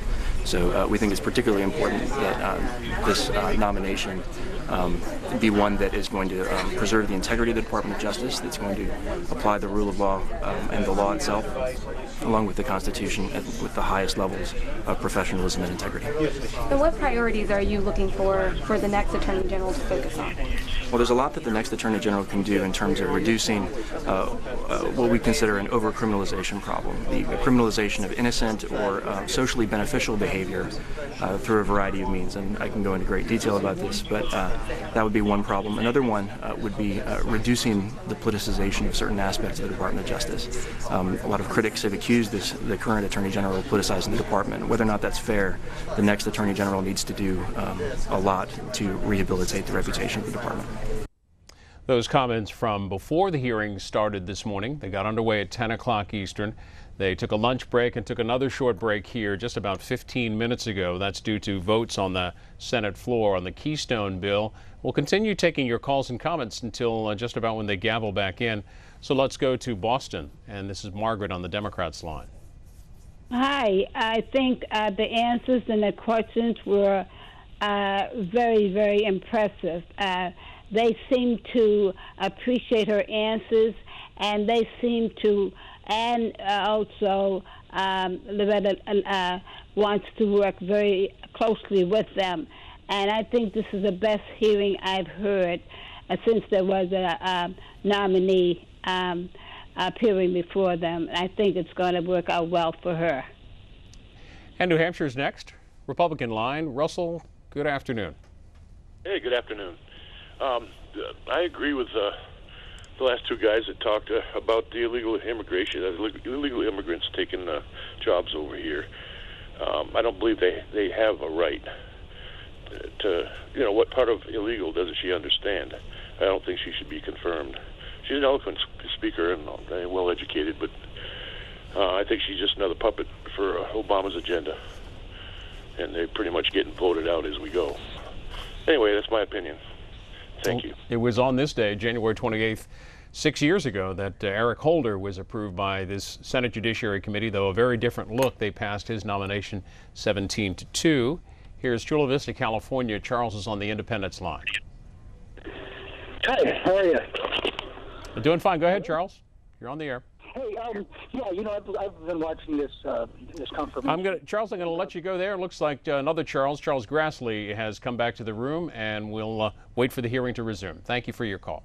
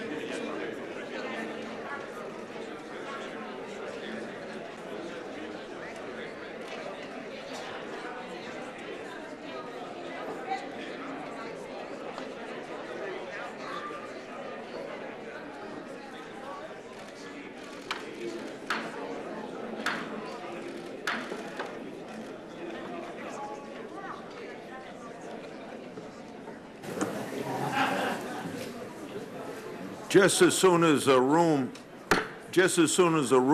quiets, I'm going to recognize Senator Tillis. I think it's quiet enough. Senator Tillis, would you proceed? Thank you, Mr. Chair. And Ms. Lynch, congratulations. It's quite an honor to be in the place that you are today. I want to compliment you on your distinguished career. And I've also noted over the course of your testimony just how much pride is in the eyes of your friends and supporters here. So congratulations. I've looked over. I had a question for you, and it stems from, I also want to thank you for dealing with last week when we had to move the venue and the time around for the meeting. I appreciate your graciousness and spending some time with me last week. And I really want to maybe start where we left off with some of the discussions. And I think that Senator Flake and Senator Lee and Senator Schumer have also echoed the concerns about the limited resources and how you would prioritize things within the within your future prospective new responsibilities. And I guess something that strikes home for me has to do with certain elections laws. And North Carolina, I'm not familiar, or how familiar you are with some of the elections laws that have been passed over the past couple of years, but in the context of at least one case that was brought against the state of North Carolina by Mr. Holder, where the law was more or less the foundation of that law was the Indiana law, which has been upheld by the Supreme Court 6-3. Given the limited resources within the AG's office and the Department of Justice, what are your thoughts on pursuing laws that are likely to end up in the same state, particularly laws like North Carolina that went much further than the Indiana law that was upheld? Certainly, sir. I believe that the right to vote, obviously, is the cornerstone of our democracy. As do I. And certainly I think that states obviously have an interest in protecting that right to vote also, as well as regulating it and making it safe and free and open for everyone. And I believe that many states are acting with exactly that view in mind. Certainly with respect to the North Carolina statute and case, I know that it's under litigation now. I believe there will be a trial at some point in time. I'm not familiar with the status of the case now, so I can't comment on that specific case or that specific statute. But what I can say is that with respect to how the department will look at voting rights issues is with a view towards protecting the right to vote and hopefully working with the states to ensure that all the interests are met. Certainly all voter ID laws are not problematic. As you've noted, the court has outlined situations in which they are useful and serve a fundamentally important purpose, and the department has, under the previously utilized doctrine of preclearance, actually approved voter ID laws. So I don't think that we can, at this point, without knowing how a case will be presented, say which way the department will go in viewing it. But given the fundamental importance of the right to vote, should an issue be raised, it is something that the Department of Justice has an obligation to review and consider whether or not it should get involved. In the example of the law that was passed by North Carolina and the case that was brought against North Carolina. In fact, I was named in the case because at the time I was Speaker of the House. I'm just curious how, as you go forward and you're dealing with the challenges in this office of, as I believe Senator Schumer said, trying to focus your resources on the bad actors, the hardened criminals, the difficult challenges that the department faces. In a case that has some 10 attorneys on it, focused on, no less than 10, I believe, focused on that, I would hope that there would be some focus on, is that the best and highest use, if, given the merits of the case and other laws that have gone to the Supreme Court, that it's likely to end in a situation where it's going to rule in favor of the state, and at the expense of those resources, it could be used for other purposes. I mean, what is your thought on going into this role and taking a look at cases like that and maybe determining priorities based on the likely outcome? Have you given any thought to that? Well, certainly, Senator, as we review a case, both throughout my career as a prosecutor and as U.S. Attorney, we always look to the possibility of how a court will view a particular matter. But first and foremost, whether the case involves voting or any other important right, is the issue of what is the evidence that's presented and what is the relevant law, what is the interest being protected, and if it relates to a core function of the Department of Justice, such as protecting the rights of citizens, keeping our citizens safe, or protecting the right to vote, it is a matter that we would be obligated to look into. Whether or not a matter would result in litigation would, of course, depend upon a variety of factors, which are not in front of me today, about the nature of the law and how it was written, and essentially whether it comported with those laws that were previously approved both by the department and by courts. Certainly with respect to the North Carolina case, I believe the matter is in litigation. It's not something that I'm intimately familiar with. I have not been involved in the management of that case to date. I look forward to learning more about it should I be confirmed, and I believe the matter will proceed to court, and we will await the results there. Ms. Lynch, I do have a question just based on the final comment that you made there with respect to the case, because it gives me some sense of whether or not we can look at this objectively and make sure that we're using the resources of DOJ in the most effective way. I think in January of 2014, you said that people try and take over the State House and reverse the goals that have been made in voting in this country. I presume, since I was the person that took over the State House, I would be included by reference. And you go on to say, and in my home state of North Carolina has brought lawsuits against those voting rights changes that seek to limit our ability to stand up and exercise our rights as citizens. So in my limited time, I know that I'll have another opportunity to ask questions. I had some sense that that maybe perhaps you were somewhat familiar with what had been done in North Carolina. And again, with the backdrop of other laws that seem to have disposed of whether or not what North Carolina has done, I took great care to make sure that we made heroic efforts to preserve everyone's right to vote.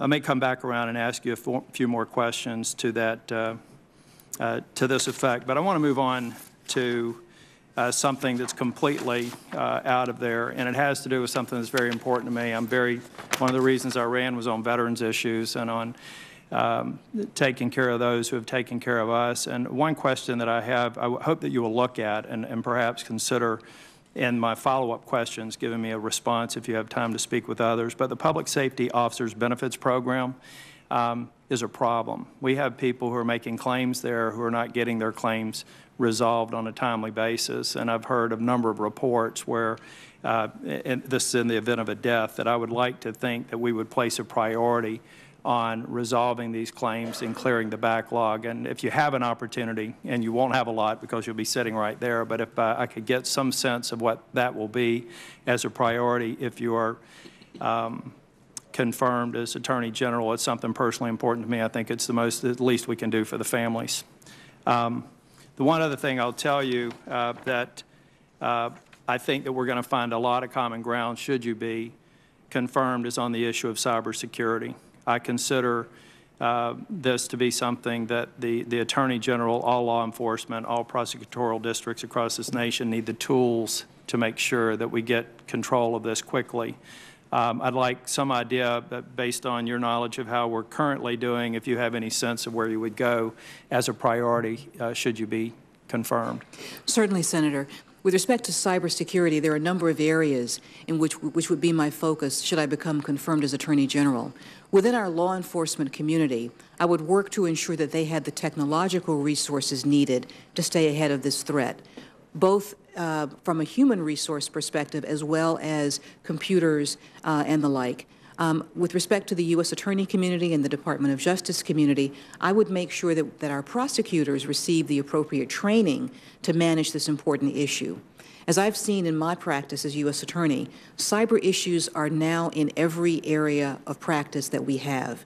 That will continue to be the case, and I'm sure that should I become confirmed as Attorney General, I will see that throughout the Department of Justice. So I will work to strengthen the resources in the Criminal Division and the National Security Division that deal with these cases.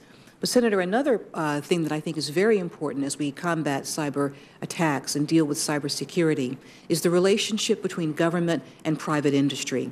I believe that there's a very, very important collaborative relationship to be built there. It is being built. I've seen it. I have participated in conferences with both financial sector parties as well as pharmaceutical industry parties on this important issue. And we've had very, very good, positive, collaborative results involving the reporting of cyber attacks as well as law enforcement's ability to work with private industry to gain knowledge of their systems to prevent attacks as well.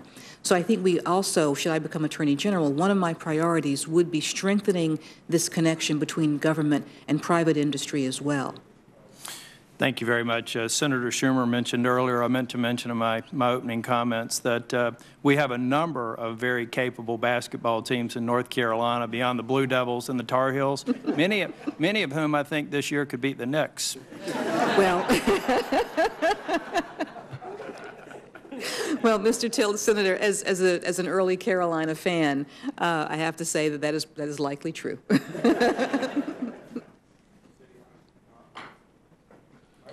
Who have the various staff of both Republican and Democrat give us some inventory of the number of people that want a second round. And the second round will be 8 minutes. I'm going to take about 5 minutes of that 8 minutes and then go vote, and I'll have to recess if nobody else is back here. So you can do what you want to do during that period of time. Thank you, Senator. The first question was going to be a question. Now it's just going to be a statement. So I'd appreciate if you'd listen to my point of view. You suggested earlier that prosecutorial discretion allows the administration to prioritize removal of criminal aliens from the country.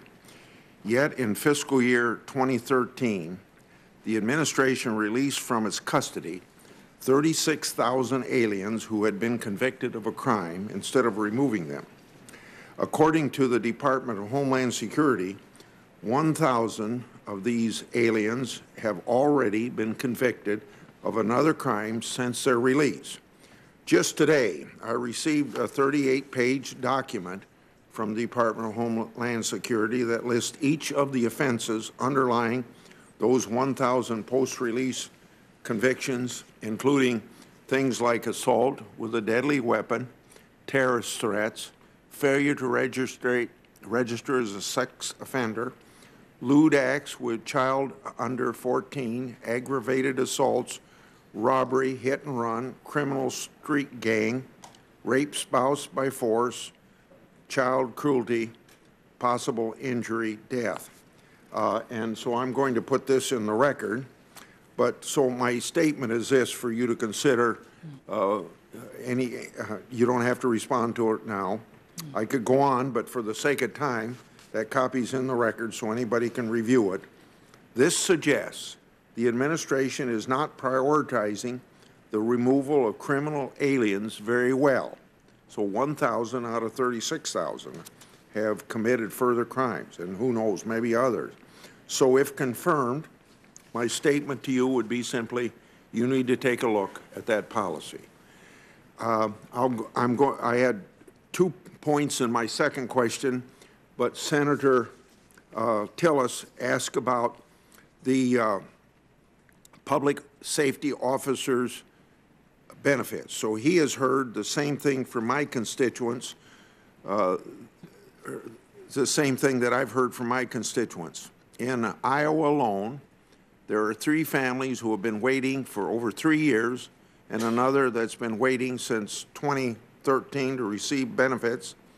2 weeks ago, I wrote the department about the delays and requested a reply by this Friday. Obviously, you won't be in a position that you can request that by or answer that by Friday, but I hope to get an answer because way back in 2004, the Attorney General at that time made a decision that these claims should be processed within 90 days of receiving all the necessary information.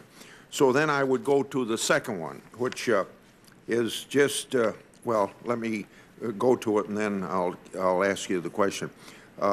There's a Brandon Ellingson of Iowa. You wouldn't know about this because it's an Iowa person and a college student who drowned while handcuffed in the custody of Missouri state troopers after they arrested him on the Lake of Ozarks, May 2014.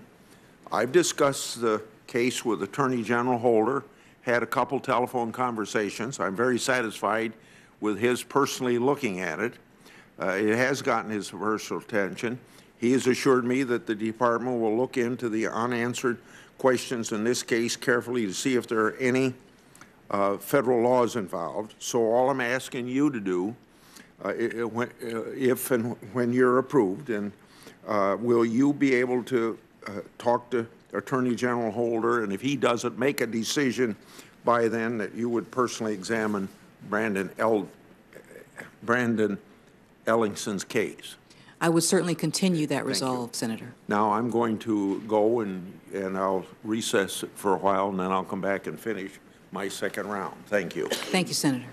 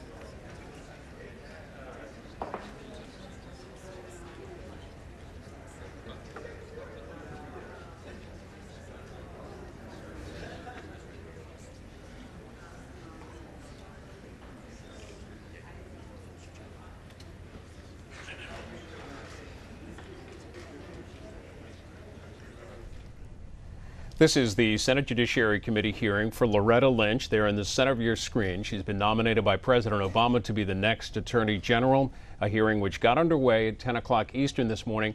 Several breaks in the ones this afternoon, mainly due to the series of amendment votes on the Senate floor this afternoon dealing with the Keystone XL oil pipeline. So the schedule this afternoon anyway, getting a little bit hectic, but we'll open up our phone lines during this break and hear from you, your thoughts on the hearing, your priorities for the next Attorney General. 202-748-8920 for Democrats, for Republicans, 202-748-8921. And for all others, that's 202-748-8922. Mute your television or radio when you call in. We'll also look at comments on Facebook, and the hashtag on Twitter is C-SPAN chat. So we're expecting the committee to come back in. Most of the members have had at least one round. In fact, all of the members have had one round of questioning, and Senator Grassley was gauging how many other members wanted a second round of questioning. Also want to let you know that Chuck Grassley will be our guest tomorrow morning on Washington Journal at 7:45 Eastern. Let's get to your calls as Loretta Lynch is remaining in the room with friends and family gathered there, and we'll stay here too and hear from you, New Freedom, Pennsylvania. And this is Clarice. Clarence. Go ahead, Clarice. First of all, thank you for taking my call. And what I would ask all Americans to do is looking at this. It seems to be that a lot of callers are calling in. Let's be respectful with this. Ms. Lynch deserves this. She is not the president, and she is not Mr. Holder. And I'd like to congratulate all of the senators that have been respectful of that chamber, because she deserves it and we deserve it as Americans. And I agree with closing Gitmo, because if our soldiers had been kept in a unit someplace without a trial, we would be in an uproar. And a lot of these prisoners have been held there, have not been given the due process, and that is not our country. Thank you for letting me give my opinion. As soon as we get an update on when the committee will gavel back in, we will let you know. Houston, Texas, hello to Gene, who's on our Republican line. Yes, thank you for taking my call. You bet.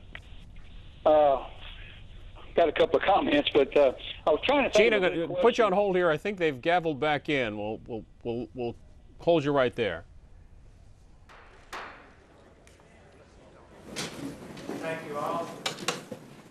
thank you all. I'm sorry that we're in this unfortunate circumstance of having our hearing interrupted rather repeatedly, and it's not the best way to do business.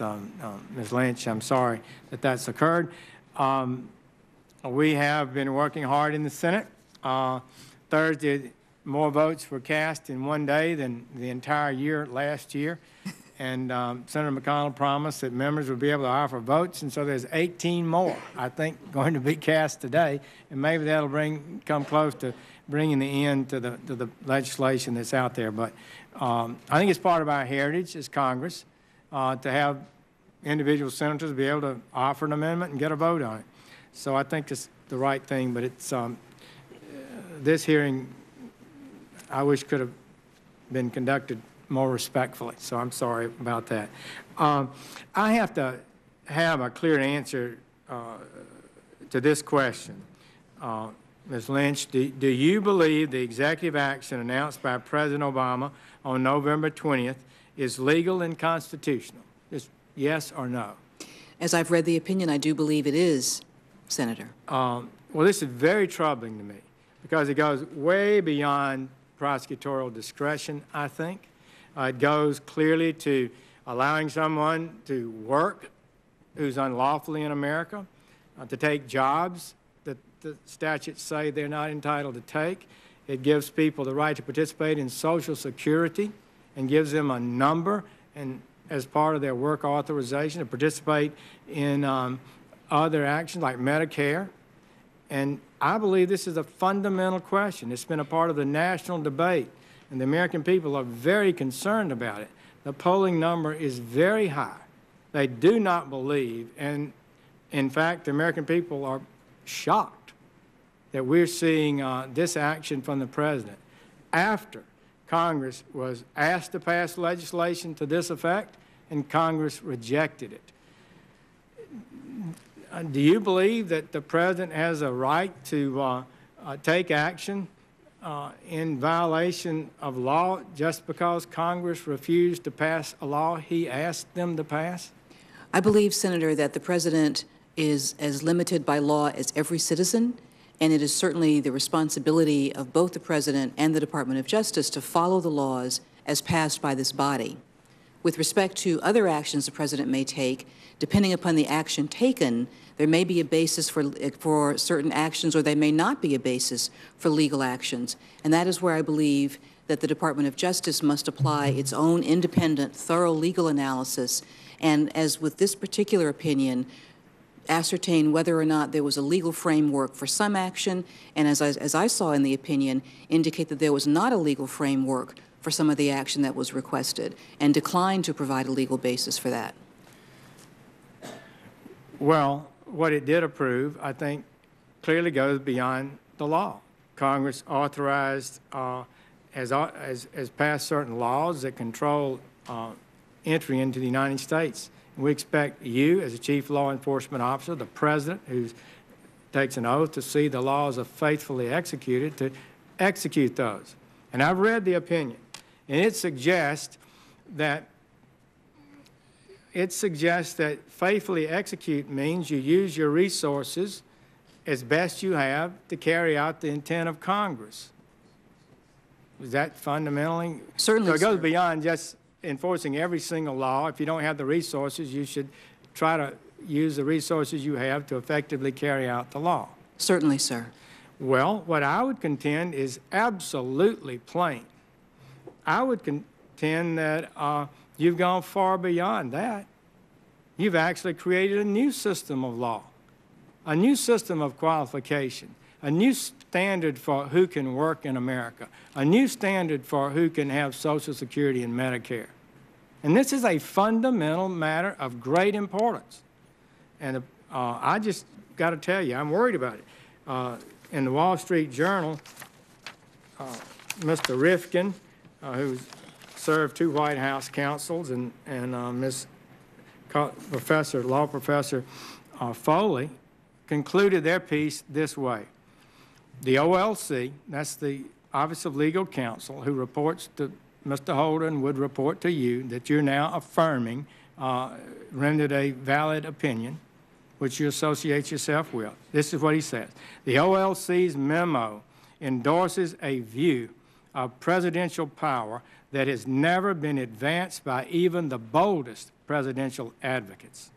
If this view holds, future presidents can unilaterally gut tax, environmental, labor, and security laws by enforcing only those portions with which they agree. This is a dangerous precedent and cannot be allowed to stand.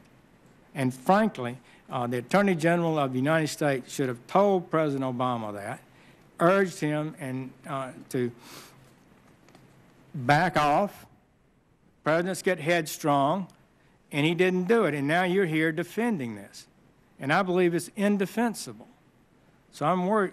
Just want to tell you, that's a big problem with me. Now, do you believe and do you support legalization of marijuana? Senator, I do not.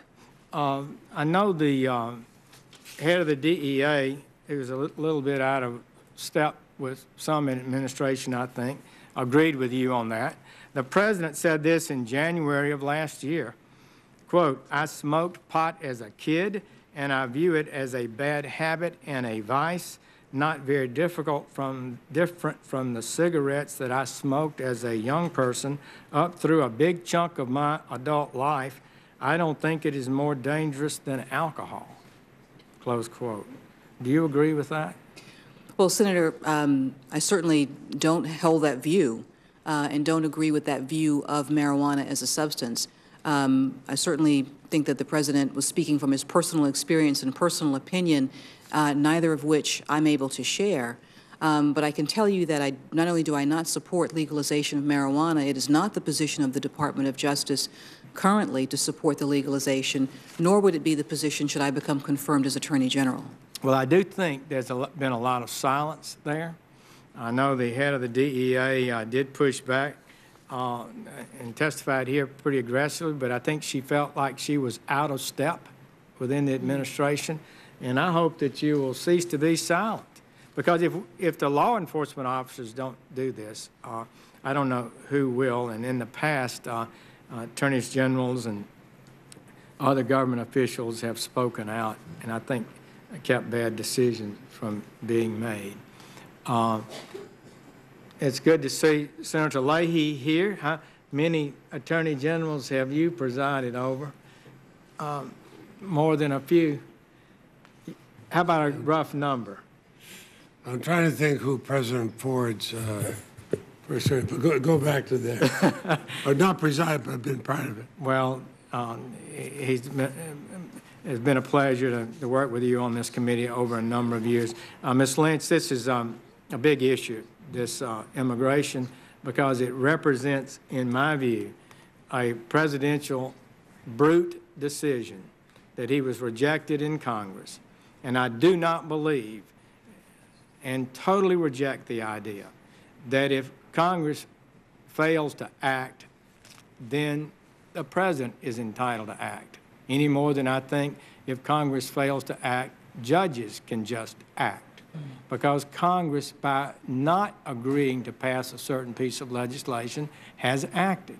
It has made a decision. And that's where we are. There's still opportunities and still legislation moving. They'll be considered as the years to come on all questions relating to immigration. There'll be a lot of debate and that kind of thing. But under our system, it is not justified in my view. Just one more thing I would say to you. I do hear a lot of talk, a lot of loss of confidence in the Justice Department, a belief from professionals, prosecutors, and citizens that there's too much politics and not enough law. And I do think if you achieve this office, you need to know that. I shared that with you, I think, in our meeting. And you need to make it a central part of what you do to reverse that trend and restore confidence that this Attorney General's office serves the law and the people objectively and not a political agenda. Thank you, and I'll recognize Senator Leahy. Let me state, I'll be brief, but when I was a young law student, I was invited into Attorney General's office was recruiting me to come to the Department of Justice, I asked the Attorney General how independent they were. I said, for example, suppose you had a prosecution that you knew was justified, but the White House you knew might take a different view. He said, I'd have to prosecute because that's my job. That Attorney General was Robert Kennedy.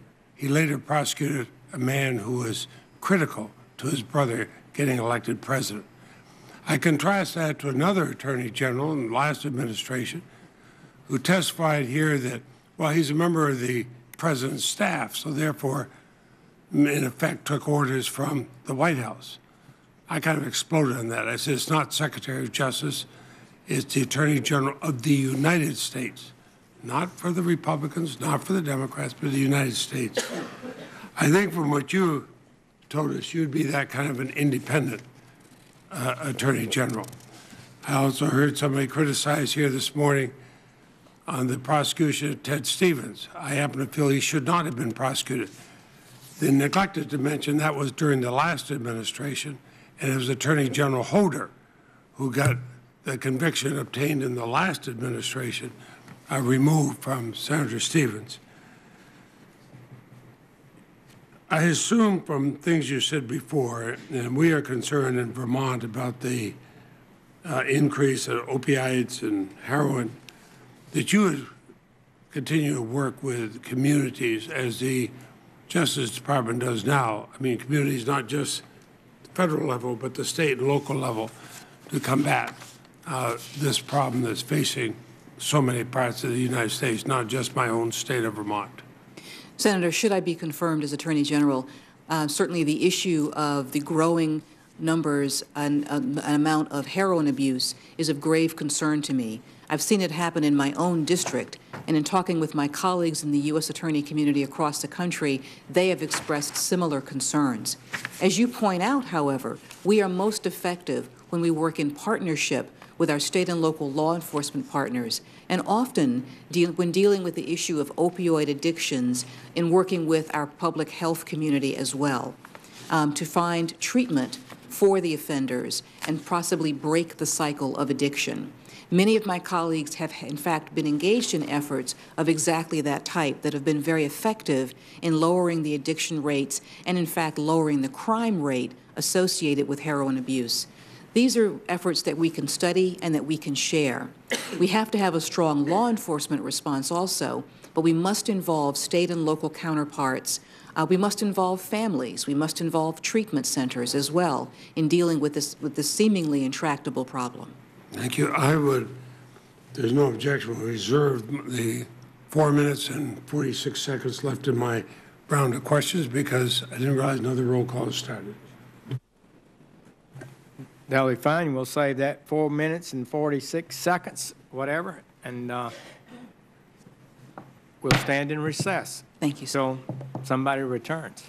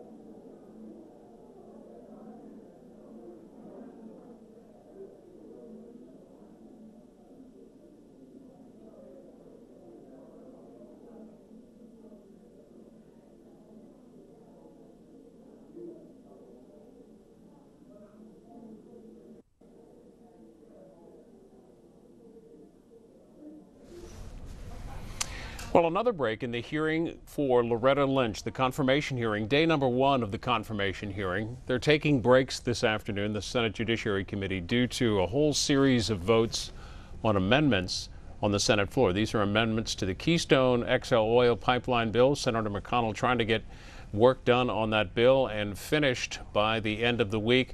So thus the interruptions. We'll once again open up our phone lines and hear from you. 202-748-8920 for Democrats. Independent Republicans, it's 202-748-8921.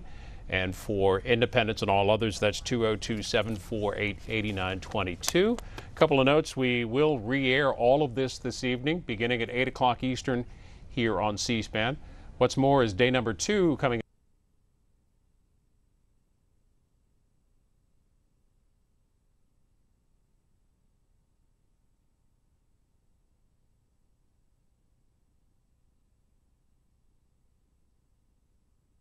into Atkinson's computer and Engelbrecht's business and that kind of thing. Well, you're absolutely right that Cheryl Atkinson will be testifying, but she's testifying tomorrow. The former CBS journalist also testifying tomorrow, Professor Jonathan Turley of the Georgetown Law School, and a number of others. And a reminder, our coverage gets underway tomorrow at 10 a.m. Eastern. Nominee's back in the room, so we'll stay here live on C-SPAN and C-SPAN Radio. The hearing will come to order. And first, I'd like to thank my Republican colleagues for the courtesy here. We're all going back and forth voting.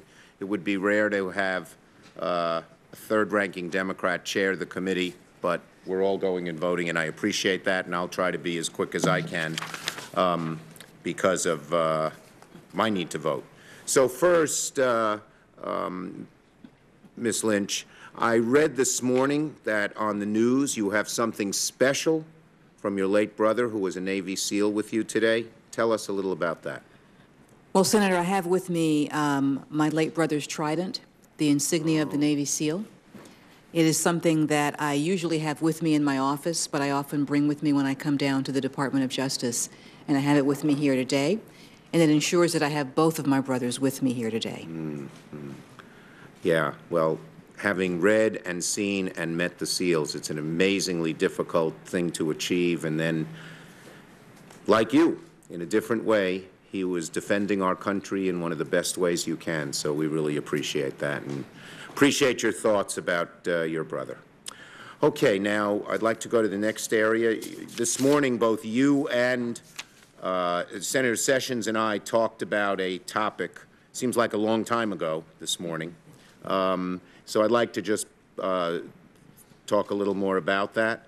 Absent appropriate authorization from DHS, I just want to ask, is there any federal right for an immigrant who is not in lawful status to work? No, there is not, to my knowledge.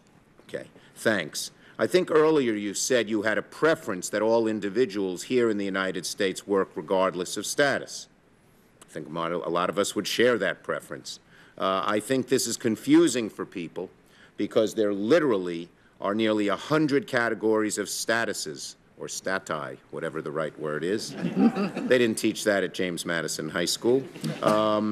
For people, because you got to count green cards, non-immigrant visas, spouses of individuals on certain visas, parole, asylum, applicants for green cards, non-immigrant visas, immigration visas.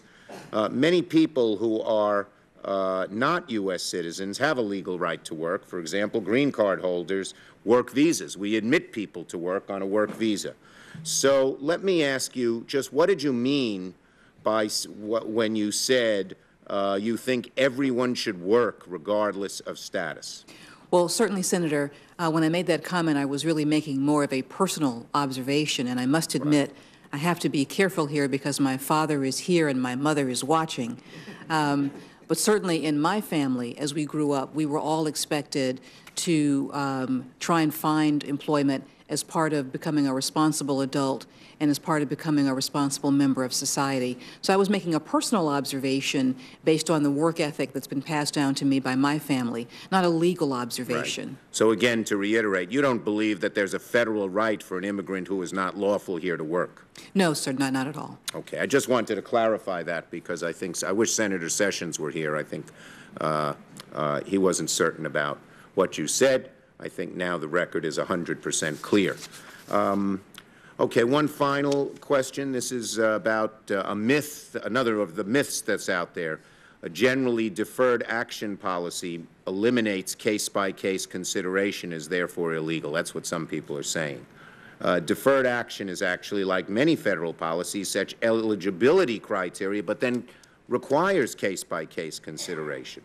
So only a limited set of individuals, those with deep ties to this country and without a criminal record, can apply for deferred action under the President's proposal. But that's not all.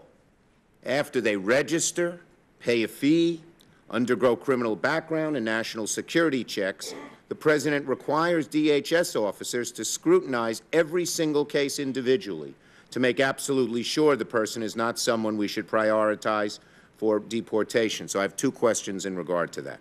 Doesn't it make eminent sense for a program to set out guidelines at the front end and then still require careful individual consideration at the back end before anyone is approved? Certainly, sir. That would make eminent sense and would provide for a careful review of every applicant. And I believe that's what the President is intending to do. We haven't seen all the regulations yet, but that seems to me what he said. Couldn't one argue that other discretionary guidelines and programs like federal contract bids take a similar approach? We lay out broad criteria, but then they review each contract by contract. Contract by contract and with vigorous application and screening. Great. Okay. I want to thank again my colleagues for deferring, and I will pass not only the questioning but the gavel to Senator Graham. A dream come true. That will only last for 8 minutes, so I'm going to enjoy it while I can. Your brother was a Navy SEAL. That's got to be, that's a major accomplishment. It's probably the hardest thing to be in all the military. So I know your family's proud of him and what you've accomplished. Do you agree with me that one of the worst possible outcomes is for the United States to release somebody from Guantanamo Bay to go back to the fight, to kill an American SEAL or anyone else, that we should really make sure we don't do that unless we absolutely have to? I certainly think that anyone coming from either Guantanamo Bay or any of our facilities, we should take appropriate steps to make certain they do not place Americans in harm's way. I couldn't agree with you more. We've got a 30% release rate. And from a SEAL point of view, they're usually the guys in capturing these folks. It's got to be bad for morale for one of the guys that you captured wind up killing your buddy down the road. So I really do believe that the policy we have at Guantanamo Bay needs to be reviewed and reviewed closely for not just all SEALs, but for all who have been fighting. Now, about being at war. Do you believe we're at war? We are at war, okay. Senator. Now, I've been a military lawyer for 30-something years. You've been a prosecutor for a very long time. I believe in all the above approach, that military commissions have a place in this war and Article III courts have a place in this war. Do you agree with that? I do, Senator. I do agree with that, that by principle. Now, under military law, the main objective when you capture an enemy combatant is to gather intelligence. It's not prosecution. Does that make sense to you? That is certainly one of the important objectives under military law. I would add, however, though, that with respect to the Article III prosecutions that I have been involved in through my office, a primary goal is also to obtain cooperation and thereby valuable intelligence. Here's what I would suggest to you, ma'am. This is the Army Field Manual. It's over 300 pages. I helped write the Detainee Treatment Act with Senator McCain to make sure that we did not torture people. I believe waterboarding is torture and is illegal. But in this Army Field Manual, which sets the parameters for detaining people and interrogating them, not one time does it suggest that you should read the enemy combatant their Miranda rights. Do you know why that would be? Well, I certainly think the Army Field Manual has proven to be a very effective way of handling high-target detainees. All I would suggest, ma'am, that anybody in the military would reject out of hand that it's a good way to gather intelligence by providing the enemy combatant a lawyer. In World War II, even though Miranda didn't exist, and all the wars since then, no one's ever suggested to our military that once you capture an enemy combatant that you give them a lawyer as a better way to gather intelligence versus holding them under the law of war. So here's my recommendation to you, that we've caught several high-value targets in the last year or two. We've read them their Miranda rights within days or hours of capture. You'll never convince me that criminalizing the war is the best way to gather intelligence. I want to talk to you about this. I want to have more flexibility than we have in the current system. If we do not hold some of these people under the law of war for questioning as an enemy combatant, then we're going to lose the ability to gather intelligence. And the only way you can protect this nation is to interrupt the next attack, because the people we're fighting do not mind being killed. Can an American citizen be held as an enemy combatant? Senator, with respect to an American citizen, I believe there would be a prohibition against holding them, at least against us holding them as an enemy combatant. Ma'am, that is not true. We have held several American citizens for a multiple period of years as enemy combatants. Hamdi versus Rumsfeld. Before I vote on your nomination, I want you to read Hamdi versus Rumsfeld and Ex parte Curran, where American citizens collaborating with the Nazis landed at Long Island to try to attack the country. They were tried by military commission. Military commission trials are not available to American citizens. They have to go into Article 3. But we have under our law in Hamdi versus Rumsfeld the idea there is no bar to this nation holding one of its own citizens as an enemy combatant. What recommendation, I want you to read those two cases and get back with me and see if that changes your mind. What recommendation would you give an American citizen when it comes to joining ISIL or al-Qaeda? What would you tell them to do?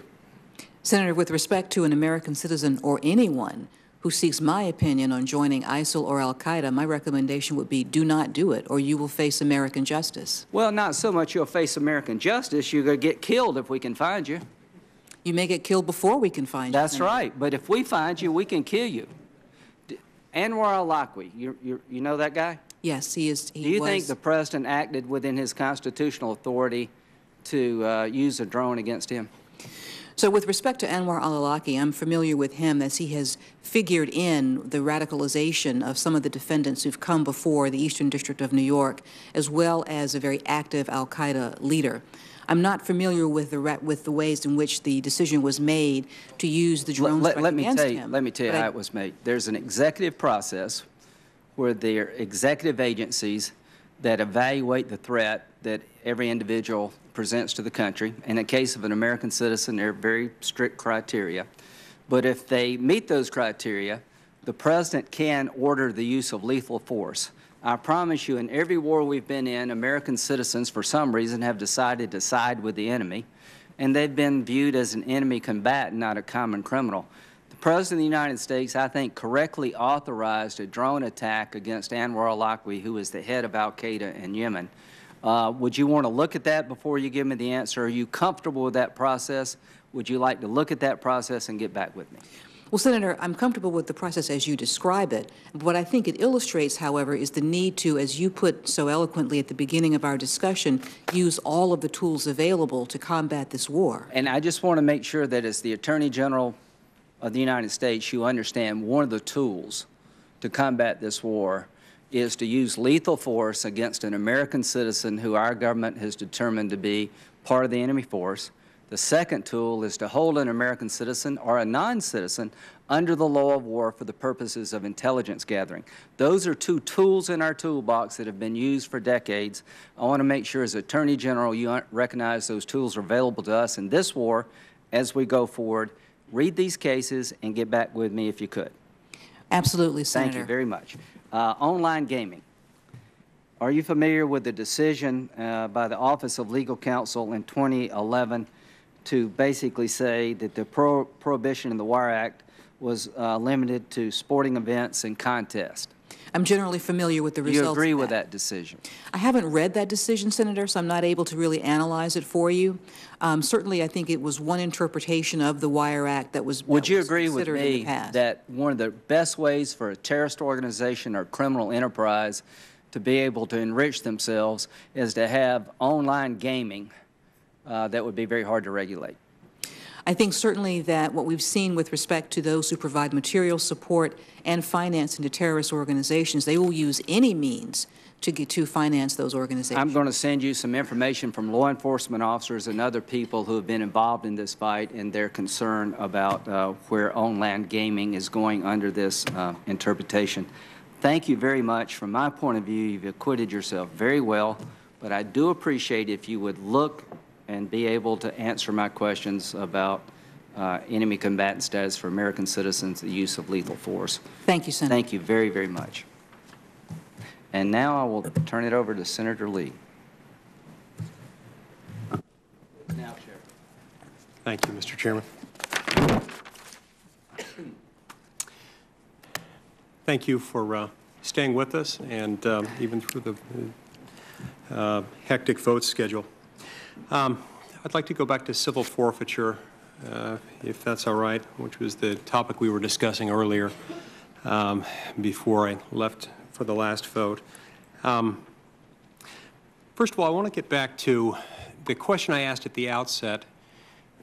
Do you think it's fair, is it fundamentally just that someone can have their property taken from them by the government without any evidence that they've committed wrongdoing, based solely on a showing by the government, based on a probable cause standard, that their property might have been involved in the commission of a crime, perhaps without their own knowledge, their own consent, their own awareness on any level? Do you think that's fair? Senator, I think that we have a very robust asset forfeiture program, both criminal and civil. With respect to civil forfeiture, I've looked at the program in general. Again, the department is conducting a review of the forfeiture program. And with respect to civil forfeiture, there are legal safeguards at every step of the process, certainly as instituted or implemented by my office and my understanding by my U.S. Attorney colleagues. So there will be judicial review before there can be attachment or seizure, for example, as well as an opportunity to be heard. And that standard must be met before the seizure warrant can be issued. I understand. I understand. A lot of Americans don't believe that that's fundamentally fair, and again, that's why in many states there have been laws enacted that restrict the use of civil forfeiture under those circumstances and impose additional requirements, which was why I raised the concern about the process by which the Department of Justice has on occasion in the past used something known as adoption, whereby they will take something that could not be forfeited under state law in state court, and they'll utilize the resources of the U.S. Department of Justice to assist in the forfeiture. The U.S. Department of Justice retains 20% and then yields back 80% to the state or local law enforcement agency. This is troubling, and you appeared to be aware when I asked you about this. You appeared to be aware about an order that Attorney General Holder issued just about a week and a half or 2 weeks ago. I believe it was on January 16th, restricting that. So I assume you're familiar with that order. There was an order or policy directive from the Attorney General to the field, and as U.S. Attorney, I did receive that, and it essentially ends the adoption program. As you point out, Senator, a number of states now do have a robust asset forfeiture program on their own. When the federal program was being instituted, at least the research shows, many states did not have this program, and so a lot of the local law enforcement agencies that have been using the adoption program initially did not have a venue to effectuate legal seizure of property that had been used in a crime. And the adoption program began several years ago, primarily as a response to that. That has changed. That legal landscape is very different. That certainly was one of the reasons set forth in our discussions when the policy change was made. Okay, so this order that the Attorney General issued on January 16th, you referred to it as essentially ending this adoption program. Again, the program by which the federal government can assist state and local law enforcement agencies in circumventing their own state law restrictions on civil forfeiture. But when you read the order, you see that it's subject to several exceptions. One exception applies with respect, I think you referred to this briefly before when you and I spoke a few hours ago. One exception relates to property that directly relates to public safety concerns. Fair enough. Then you turn to the next page. You look at the second to last paragraph, which contains some additional carve-outs. This order does not apply to, 1, seizures by state and local authorities working together with federal authorities in a joint task force. 2, seizures by state and local authorities that are the result of joint federal-state investigations or that are coordinated with federal authorities as part of ongoing federal investigations. Or 3, seizures pursuant to federal seizure warrants obtained from federal courts to take custody of assets originally seized under state law. So, as I see it, Ms. Lynch, this order, while purporting to end this adoption program, as you say, is riddled with loopholes. It's riddled with loopholes that effectively swallow the rule, which seems to be a recurring theme today, which is something that concerns me greatly with this department. Now, I understand that this order was issued. It has been issued prior to your confirmation, after your nomination, prior to any confirmation vote on your nomination. But I would just ask you to take into account these concerns and to work with me moving forward on making sure that our civil forfeiture programs don't get out of control. But would you agree with me that we really ought to find ways to stop federal law enforcement agencies from helping state governments to circumvent their own state law restrictions on civil forfeiture? Senator, I believe that the policy change that ended the adoption program certainly ends that as the problem that had been raised. As you pointed out, these were situations where local law enforcement made an initial stop or seizure, so the seizure was not essentially begun by a federal agent or partner, and then the matter was brought to a federal agent for adoption and processing through the asset forfeiture equitable sharing system therein. The other situations to which you refer, where there is either a federal-state task force or a joint investigation, really are situations where there's actually a federal case from the outset, and there would not be the issue of having to review the state laws, and they would not be an option in that case because, again, the case would be under federal jurisdiction from the very beginning. So, as you've pointed out, the initial adoption program did raise concerns, and I understand that those have been discussed in the public discussion venue as well as in law enforcement circles as well, about the issue where the state has a robust system of asset forfeiture, but that system is not being used and the federal system is being used instead. The adoption program ends that practice. It ends it, but subject to some very large loopholes, and so I just ask you to be aware of that, and I'd like to discuss that with you more moving forward. Before my time expires, I want to get back to another question I asked earlier. Indulge me in this hypothetical scenario. We didn't have time to fully explore it previously, but imagine you're in a state in which there is a 55-mile-an-hour speed limit. There are a lot of people who want that speed limit raised. Imagine that the chief executive of that state, the governor, really wants it raised to, say, 75 miles an hour. There is a lot of support within the legislature and among the public at large that there needs to be some reform to the speed limit law. They can't get to any one proposal that gets enough votes, and so nothing happens. The governor at that point decides that he will announce that anyone who wants to drive faster than 55 will not be ticketed, and they can apply for certification that they won't be ticketed if they want to drive up to 75 miles an hour. He says, I can't guarantee this forever, but I can guarantee it for the next 3 years. I will not be enforcing that. Would that, under that hypothetical scenario, not be tantamount to a usurpation of the legislative role that belongs to the legislative branch? Well, Senator, with respect to your hypothetical, before I could provide a response, I would certainly want to understand not just the factual framework that you've outlined, but the relevant laws governing the situation, as well as any prior state action, any actions that have been sanctioned, all the types of things that would go into rendering a legal opinion. And certainly, as I'm sure you can appreciate, I'm a careful lawyer. And I would want to have all of that information before I could really give you a legal opinion as to your hypothetical situation. Okay, I understand, and I respect the great care that you devote to answering questions, and but I would respectfully submit that at some point there is a limit to what a chief executive can do, whether we're talking about a chief executive in the form of a governor at a state level, or whether we're talking about a chief executive who's the President of the United States. At some point, I would hope you could agree with me that there are limits to what a chief executive can do. At some point, when saying, I'm not going to enforce this law, Let's suppose it's not a speed limit. Let's say it's taxes. A future president of the United States, whether a Republican or a Democrat, says, I don't think we ought to have any tax rate above 25%.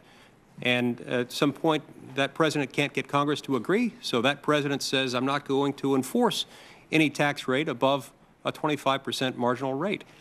We can think of lots of examples. At some point, there is a limit. And I hope that you'll recognize that, and hope that moving forward, should you be confirmed, that you be one who's willing to point out to the President of the United States that you do have a client. Your client is the United States of America. The chief spokesperson for that client might be the President himself, but your client is the United States, and embodied within that are the constitutional restraints that fall upon every officer sworn to uphold, protect, and defend that Constitution, including the President himself. I see that my time has expired, and I recognize Mr. Blumenthal. Thank you, Senator Lee. And as a careful lawyer, which I know you are, I want to try to perhaps set your mind a little bit at ease about a question that you were asked earlier.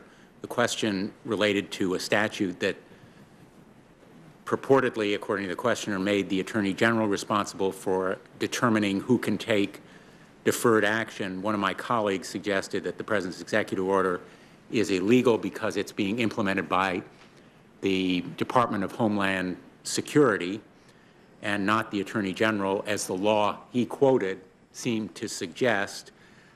Just to clarify, the statute that was quoted to you actually was amended in 2002. It no longer assigns responsibility for immigration policy to the Attorney General. The provision that he quoted and another provision which more directly authorizes what President Obama has done are to be implemented by the Secretary of Homeland Security. So, good news, the President has done nothing wrong, and you don't have to run home and look up the statute and get ready to implement a whole new area of law. You have enough to do, or will have enough to do already. I want to personally say that I appreciate that my colleagues are not making immigration policy the kind of turning point for their decision, or to put it a different way, they're not making this nomination a referendum on the merits of the President's immigration policy and decisions.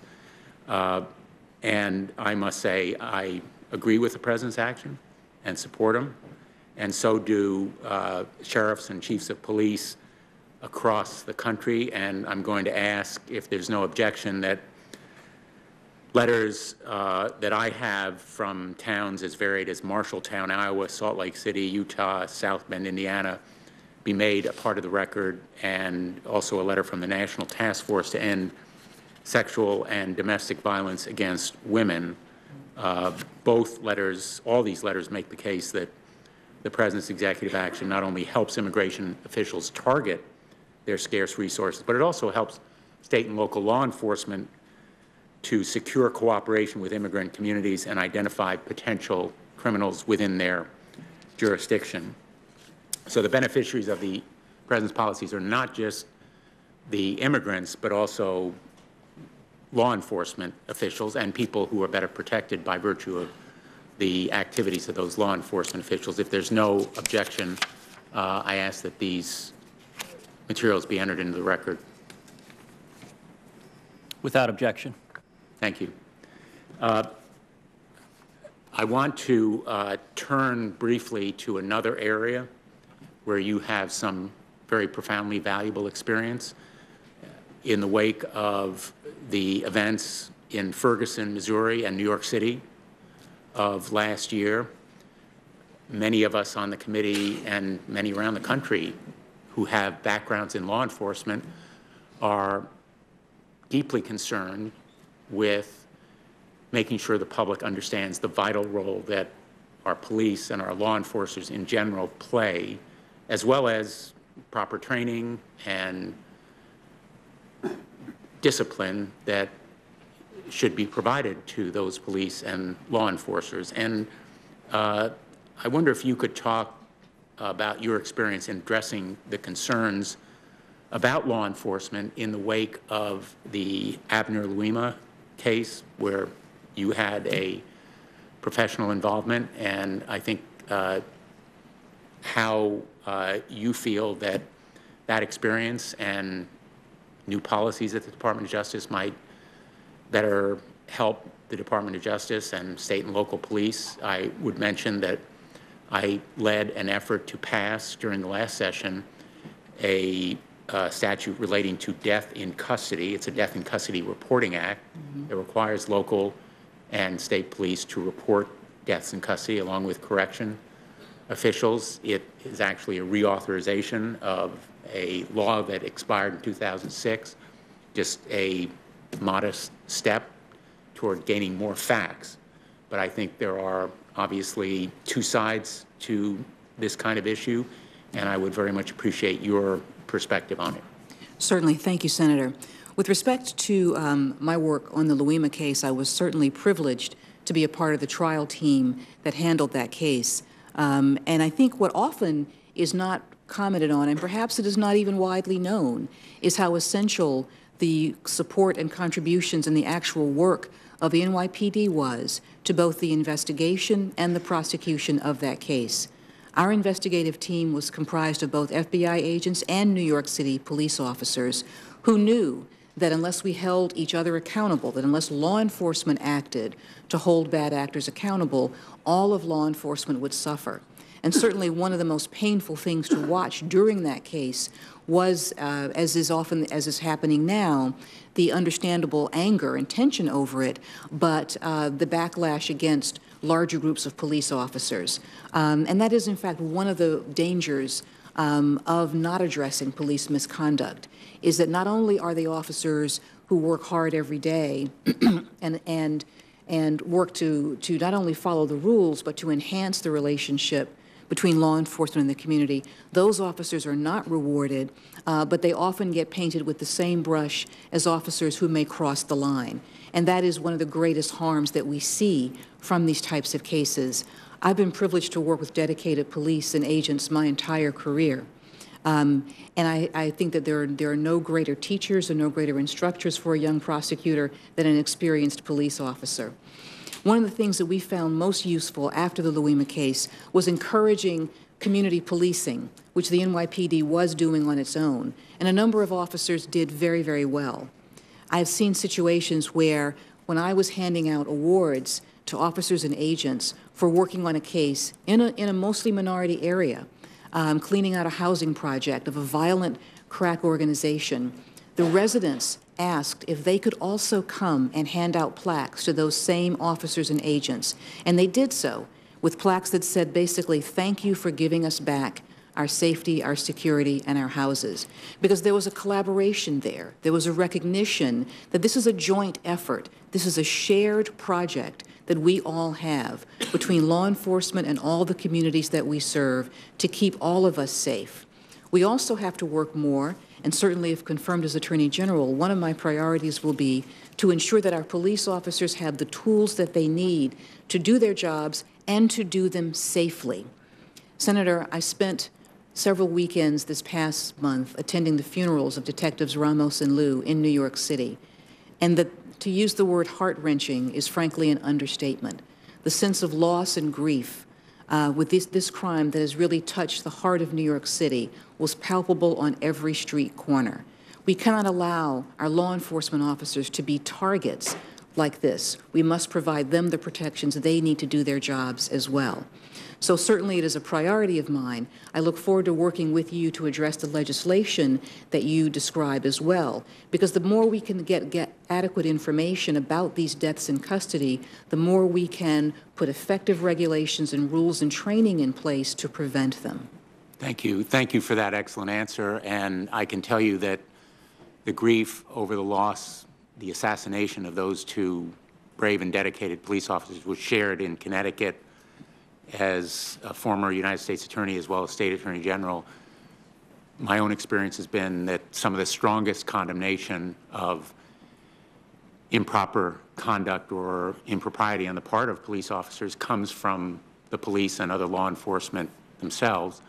And they have the toughest job, one of the toughest jobs, in my view, that exists in public service. And I hope that the public appreciates it, and that as Attorney General, you will work with Congress to try to educate and make the public aware about the tremendous challenges they face day in and day out, and the courage and strength that they demonstrate. So I thank you for that answer, and thank you again for being here today. Thank you, Mr. Chairman, whoever the chairman is. It's a flexible answer. Well, I know that the chairman is the senator from Texas. That's a nice answer to that question. Ms. Lynch, thank you for your endurance in what has been a long, extended hearing. I would ask in this round of questions if you could try to keep your answers brief, because we've got to return to votes on the floor. In the prior round, you and I had a conversation about the OLC opinion and the President's executive amnesty, and you stated your agreement with the legal reasoning in that OLC opinion, and I would like to explore the limits of that reasoning. As you know, any legal theory that is being put forth to justify government power naturally raises the question, what are the limits of that power? And one of my greatest concerns about the Holder Justice Department is at every turn, when asked what are the limits on government power, the answer has been there are none, there are none, there are none. So let's talk about the limits of the prosecutorial discretion power. The OLC memorandum justifies executive amnesty in part based on prosecutorial discretion. And initially that was limited to some 800,000 people in the original DACA. Then in the subsequent executive amnesty that expanded to 4 or 5 million people. My first question to you is in your understanding of prosecutorial discretion, is there anything to prevent that from being expanded from 4 or 5 million people to all 11 or 12 million people who are currently here illegally? Well, Senator, as I read the legal opinion, it was focusing on how the Department of Homeland Security could best execute its executive discretion in prioritizing removals of the most dangerous of the undocumented immigrants among us. Then with respect to those who would be a low priority, it focused on the legal framework for setting up a deferral program. And as I also read the opinion, it went through a legal analysis that indicated that part of the request did not have the requisite legal framework and should not be implemented. And my understanding is that particular part of the request was not implemented. So I think that with respect to any action, certainly should I become confirmed as Attorney General, I would undertake a very careful legal analysis based on all of the facts presented to me by whether the White House or whatever agency raises the issue. We would look at all of the precedent, congressional action, the relevant statutes, and carefully explore whether or not the requested action did have a legal framework. If there was, in fact, a reasonable basis for it, as was outlined in the opinion that I read, that information would be provided. But, as also was outlined in the opinion that I read, where the legal framework did not exist to support the request or the proposed action, that would have to be told to the requesting department. Ms. Lynch, let me try again, because you described the memorandum, but I asked a pretty straightforward question. Would prosecutorial discretion allow the President to decline to enforce immigration laws against all 11 to 12 million people here illegally? Senator, prosecutorial discretion as a tool, certainly as I have used it as a career prosecutor and U.S. attorney, would focus on which cases to prosecute and which types of charges to bring. It would not apply to the situation that you have outlined, so I'm sorry if I'm not able to answer your hypothetical in the way in which you are requesting. As I have utilized prosecutorial discretion throughout my career, it has been with the presentation of cases before me and determining the best way to focus limited resources. Well, and of course, this is not simply prosecutorial discretion, because in addition to stating that federal immigration law would not be enforced with respect to somewhere between 4 and 5 million people. The President also announced that the administration would be printing work authorizations in direct contravention of federal law. Now, are you familiar in your practice as U.S. Attorney, when you have declined, when you've used prosecutorial discretion to prioritize prosecuting one crime versus another, have you ever engaged in printing up authorizations for one set of individuals to violate the law, to affirmatively violate the law, which is what these work authorizations consist of? Senator, in my practice as a career prosecutor and U.S. Attorney, I have focused on bringing the strongest, most effective cases based on the facts and the law that have been presented to me. Also, in referring those cases to other law enforcement agencies, should my venue not be the most appropriate one there. Ms. Lynch, I'm sorry to interrupt, but we're on limited time, and what I asked is if in your practice you ever issued authorizations to violate the law, and that I'm certain the answer is no, but am I correct in that? Certainly, Senator, in my practice, I focus on building the most strongest, most effective cases against the perpetrators who come before me, and referring them to other jurisdictions if I'm not the appropriate venue. It would not be part of my responsibility to make a determination in the matter you're referring to. You are a very experienced prosecutor. You have asked questions and had witnesses decline to answer. This is a simple question. Has your office issued authorizations for individuals to violate federal law? Senator, as the U.S. Attorney, our office is not involved in issuing authorizations for anyone to work or not work or to engage in various activities. We're not a licensing authority. So I'm just not able, unfortunately, to answer the question as put to me. So your office has not. Are you aware of a precedent for the federal government doing what the administration is doing right now, which has hired over 1,000 people? It is printing millions of authorizations for individuals to violate federal law. That is a remarkable step, and it is a step that goes much further than simply prosecutorial discretion. Are you aware of any precedent for hiring over 1,000 people to issue authorizations for individuals to violate federal law?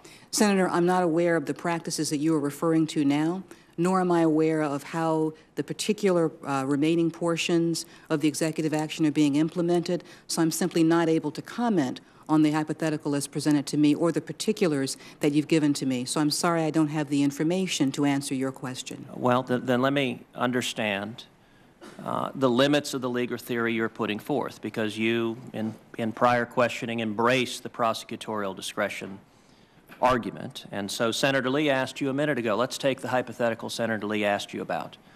If a subsequent president, let's say President Cornyn is sworn in January of 2017, and if President Cornyn decided that he was going to instruct the Secretary of Treasury not to collect any taxes in excess of 25%, to exercise prosecutorial discretion and not collect the taxes, in your legal opinion, would that be consistent with the Constitution?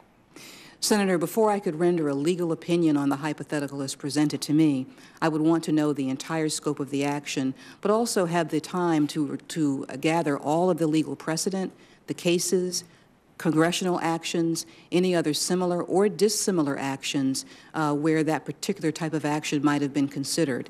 So I would certainly want to have all of that before I provided a legal opinion in terms of the hypothetical that you've presented to me.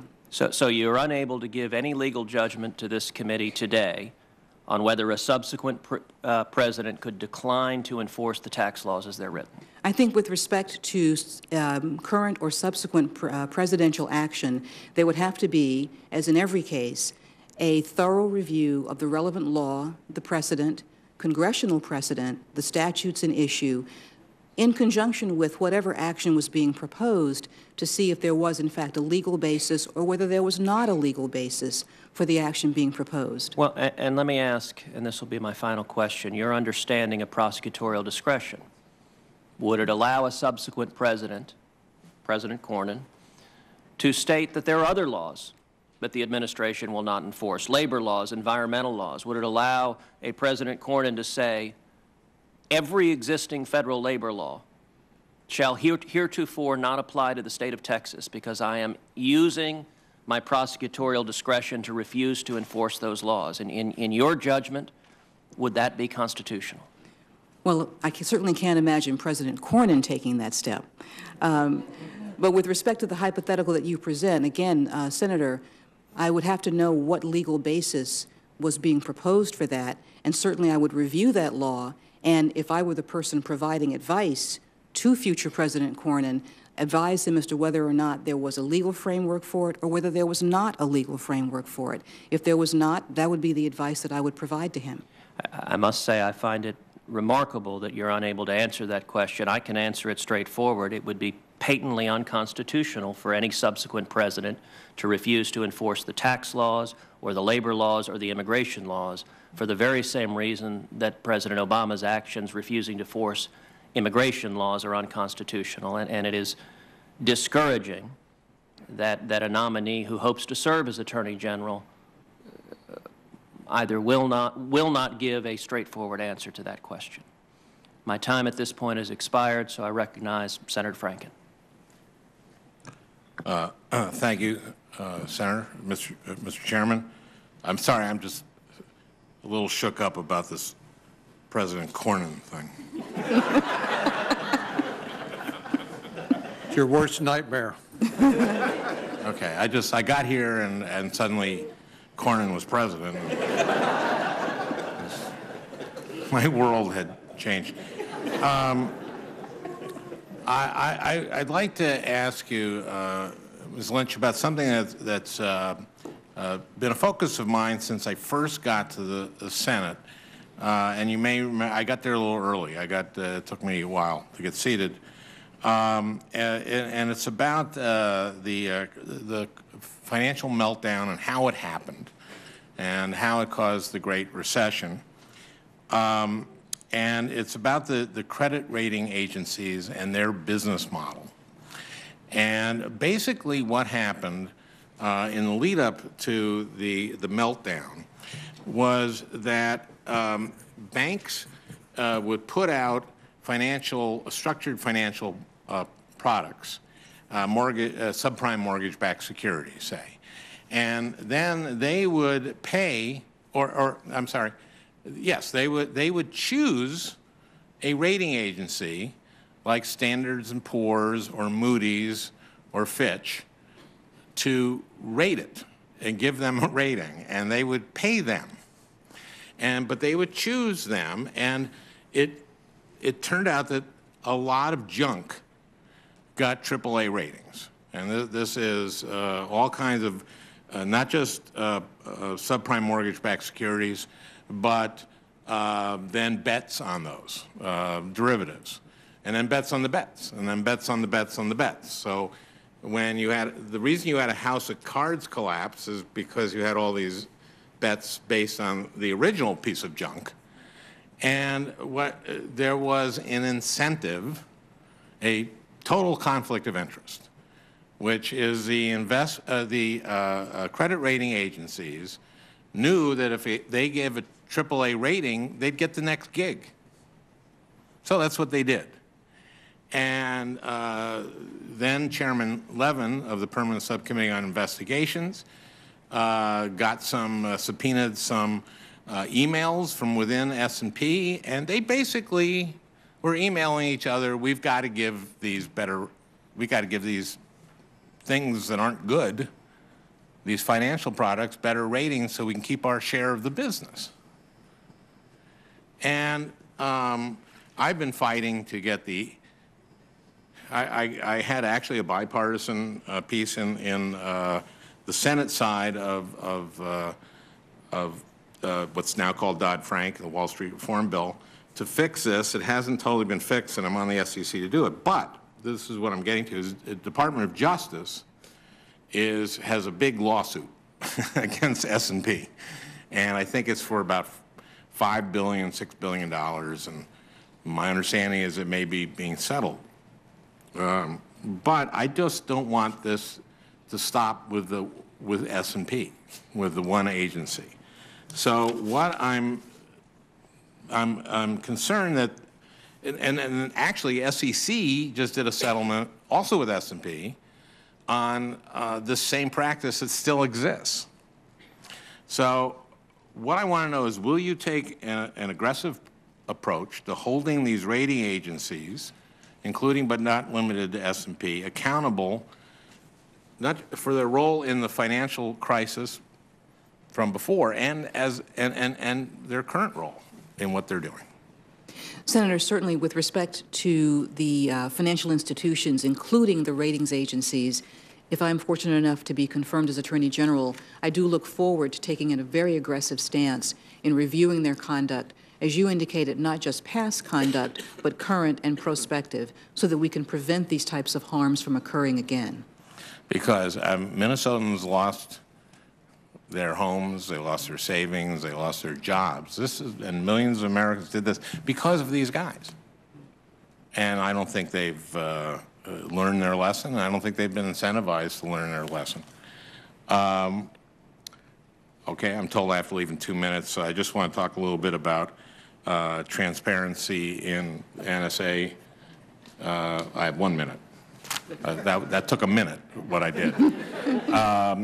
Well, I just want to encourage us to work together, if you should be Attorney General, on transparency in government surveillance, because I think that Americans have the right to know, to the extent that's not harmful, obviously, what the surveillance is like. For example, how many Americans' data was captured, say, in the metadata, but how much was actually accessed.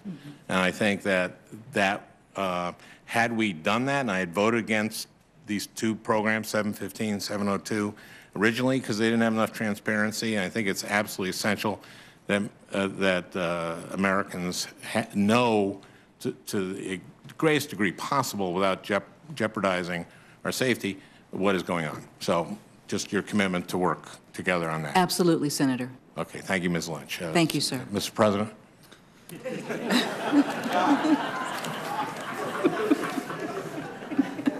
How are you holding up? I'm fine, sir. Hanging in there? Good. Forgive me for jumping around a little bit, but there are I know there have been a lot of different areas that you've taken questions on, and I just want to fill in some of the gaps. First of all, do you recognize the Second Amendment right to keep and bear arms as an individual right? Yes, Senator, and I believe that's also been decided by the Supreme Court as well. The Attorney General, the current Attorney General, and Department of Justice have been involved in a program known as Operation Choke Point that you're probably familiar with to some extent. But this is a collaboration by the Department of Justice and the Federal Deposit Insurance Corporation, who've partnered to discourage banks and other financial institutions from doing business with certain types of businesses, including lawful firearms dealers. Documents from Operation Choke Point obtained by the House Oversight Committee showed that the DOJ and FDIC used intimidation tactics and categorized licensed and law-abiding gun dealers as having engaged in, quote, high-risk activity, similar to financial scams, prostitution services, pornography, racist materials, gambling, and drug paraphernalia. I'd just like to ask you, do you agree that it was inappropriate for the Department of Justice and the FDIC to associate licensed and law-abiding businesses with these types of other obviously illicit activities?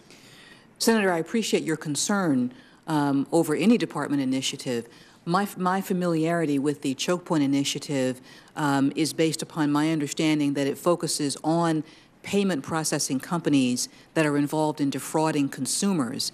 And I'm not aware enough of the underlying types of businesses that the consumers themselves may have been patronizing to know about the facts that you raise. Certainly with respect to any initiative that the Department of Justice engages in, should I be confirmed as Attorney General, there is no room for improper bias or even personal views. We must follow the law where it leads us. And I certainly hope that should you have concerns about this program or any other, that you would feel free to share them with me, and that I would look forward to working to provide you with as much information as we could about them. I appreciate that. I've heard from constituents back home in Texas from financial institutions that they have been unable to continue long-standing banking relationships with their own lenders because of some of these tactics, and I will take you up on your offer to visit with you more about those, the specifics of those cases, as well as the topic I mentioned earlier at a later date. I appreciate that. Senator Leahy, who just has arrived, and I have joined in an unlikely partnership on freedom of information areas. He and I both agree that it is absolutely critical to the functioning of our democratic form of government that the people have access to as much information as they can possibly get so they can make their consent to the laws that are passed by Congress informed consent. And so I want to ask you, in the Department of Justice's evaluation of the Eastern District of New York under your management, compliance with the Freedom of Information Act was one of the few areas to receive criticism. In fairness to you, it is one of the few areas in which there have been critical comments. But do you believe that the government should operate under a presumption of that information should be open to the public unless otherwise precluded by law?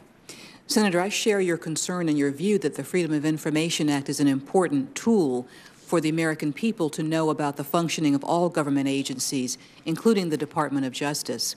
With respect to my tenure as U.S. Attorney, during the evaluation system, which I found very, very helpful, I specifically asked the evaluators to look at our management systems and our support staff systems to make sure that we were in compliance and to bring any issues to our attention. And they raised this issue, which was of great concern to me.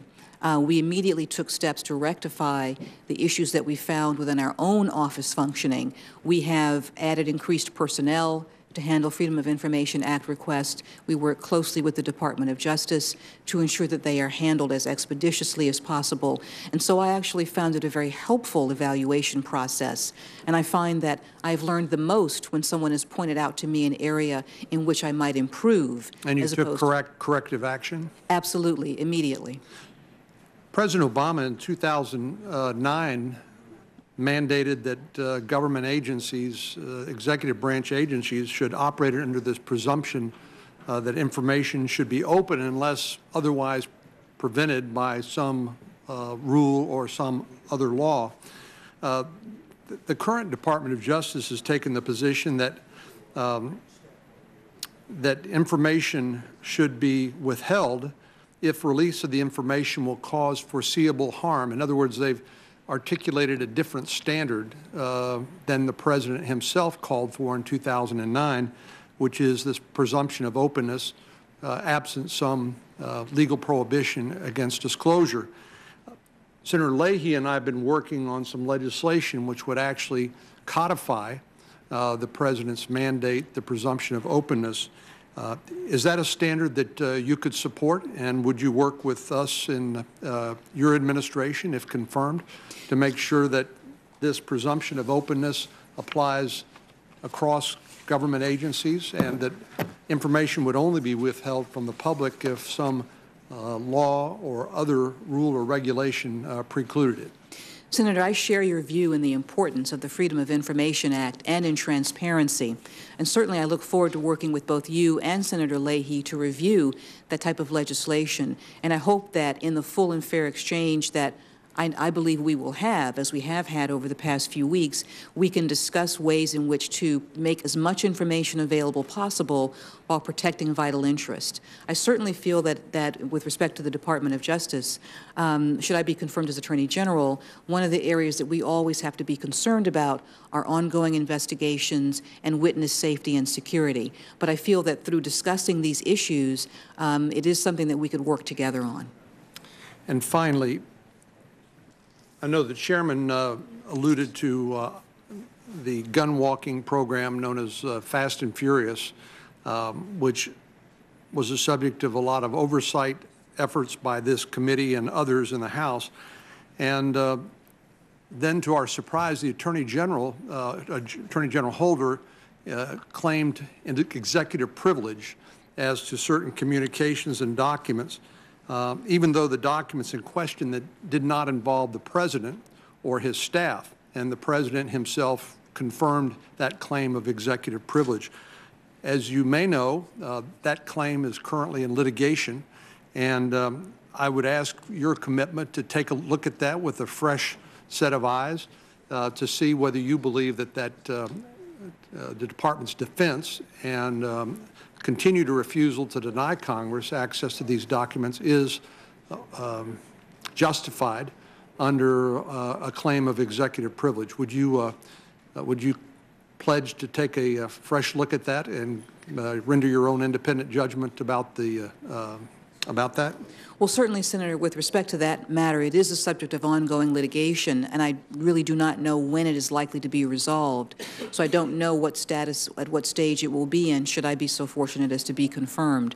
Certainly, however, I look forward to learning more about it once I'm able to, again, should I be confirmed, and reviewing that as well as any other matters. But just so we understand each other, and if this will be my last question, if you're the next Attorney General, you can decide to settle that case if you decide that the claim of executive privilege was not well taken. In other words, if there's no legal impediment based on a claim of executive privilege to disclosing those documents, you, as the next Attorney General, could resolve that, couldn't you? Certainly, I believe that the ability to resolve any number of cases would rest within me should I be confirmed as the next Attorney General. Thank you. Thank you, Senator. I hope that when we're done here, that you don't get this attitude that the way this chaotic place is run, that why should you be working with the Congress of the United States? It doesn't always work this way. So I'm just it's a little tongue-in-cheek. It doesn't always work this way. Well, Senator, it's been a privilege to watch the peaceful transfer of power that's going on this afternoon. Yeah. But I didn't give him the great big apple. Not so peaceful. Okay, here we go. Before I read my question, I want to kind of tell you my view is that there's very legitimate reason for between a counsel that's advising the President for that to have a very tight counsel-client relationship. Then we get into fast and furious, and then 64,000 pages that I'll go into some detail here that I want you to comment on. That is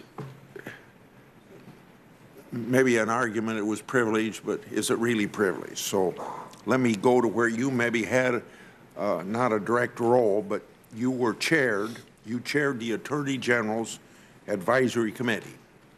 So you had a chance to watch your predecessor closely in the job that you're now seeking. And I assume that you learned lessons from that experience. What's the biggest mistake that Attorney General Holder made in the handling of the fast and furious controversy, which involved this privileged information that we're talking about? And what would you have done differently? With respect to the privileged litigation, which is ongoing, while I, as a chair of the Attorney General's Advisory Committee and a member before that, I was given general information about the nature of the investigation itself and the problems that lay therein. Simply put, Senator, the focus in terms of providing information to the U.S. attorney community was more on the problems with the actual underlying firearms investigation. And so I was not privy and have not been privy to any of the decisions or discussion or rationale behind the litigation over documents or privilege. That is something that has not been shared with the U.S. attorney community. So I'm not able to really categorically answer one way or the other as to how that's been managed. I certainly think that the Attorney General himself has said that he's made mistakes in general, and he's been very open and frank about that. With respect to that litigation, I simply don't have information about that.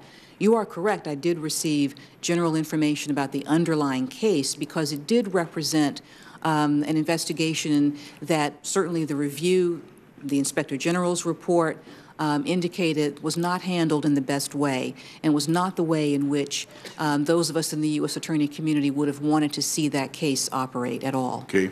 Well, then, you probably have answered half of that in this sense. Would have you done anything differently? With respect to the firearms investigation? No, the way that the Attorney General handled it.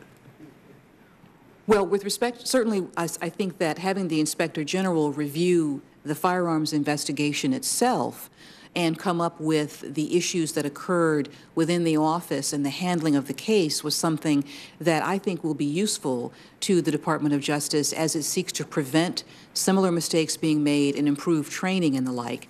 With respect to the litigation over the documents, again, I simply have not been involved in those decisions, and so I'm not able to say what the options were that the Attorney General had that I would have chosen in a different manner. So I'm sorry for not being able to provide you with a direct response to that question. Well, let me go back to the privilege, and you may have answered this, but I want to read my question anyway. In my opinion, one of the Attorney General's biggest mistakes was not following through on the President's promise to be the most transparent administration in history. Instead, he became the first Attorney General in history to be held in contempt of Congress with a bipartisan vote that included 17 Democrats. Attorney General Holder finally delivered 64,000 pages of documents to the House 3 years after the House subpoenaed, 2 years after the contempt vote, and only after the House went to court. So when push came to shove, he didn't even try to argue to the judge that those 64,000 pages were privileged. Now, do you think it's appropriate to withhold so many documents for so long, especially even if the Justice Department admits that there was no valid privilege claim? And if so, why? And if not, please explain why you'd do it differently. With respect to any issue where this body seeks information from the Department of Justice, certainly in documentary form, should I be confirmed as Attorney General, I would carefully review the request and work to provide as much information as could be provided, consistent with our law enforcement and investigative responsibilities. That would be my pledge to you going forward, Senator, with respect to every issue of oversight that you would bring to my attention, and I certainly hope that you would bring those issues to my attention. Can I ask the same question in my own way, in the sense of the way I might talk about it at a town meeting? So people are mad about, you know, a lot of things the president might do that you call executive edicts, or in this case, withholding information. In this case, the Attorney General decided to withhold it. Okay, if somebody asks me about Fast and Furious at a town meeting, then I get into the fact that, as far as I know, the president knew nothing about it, and that this is between me and the Attorney General and the Congress, I should say. I only say me because I started this investigation before the House took it over. Then when they withhold 64,000 pages as opposed to a few pages where maybe the president really knows something about something that you can legitimately withhold it, then I say to my town meeting, you know, when 64,000 pages are supposedly privileged, then I wonder, what does the president know about it if they can be protected that way? Well, now the Attorney General didn't argue that they were privileged. They were just given up. So you see the problem it causes for me, and how far does executive privilege go? And it surely doesn't go to 64,000 pages, or if it does, can't you assume that the president knew a lot about Fast and Furious when he says he didn't know anything about it? Do you see the problem that I have? I certainly can understand the frustration when any party is seeking discovery or seeking information and another party is not able to provide it based upon a claim of privilege or whatever that claim may be, particularly a body that has oversight responsibility over the Department of Justice and is seeking to fulfill that obligation and that mandate. Certainly with respect to the volume of documents, not knowing the documents, I'm not able to comment on how appropriate or not that would be. And certainly, fortunately, it was not civil litigation when it might have been a larger number of documents, was my experience as a young attorney. But I hope you at least understand why it's frustrating to me. the way this whole thing was handled. Let me move on. As Senator Graham mentioned, in 2006, you co-signed a Supreme Court brief on partial birth abortion. I believe you told him your primary concern was the impact of the law would have on law enforcement more broadly if upheld. That brief argued the federal partial birth ban act was unconstitutional and that partial birth abortion, quote, procedures are sometimes the best means to preserve a woman's health, end of quote. The Supreme Court, along with the majority of Americans, disagreed with any position taken in opposition to that legislation, I assume as well as your position.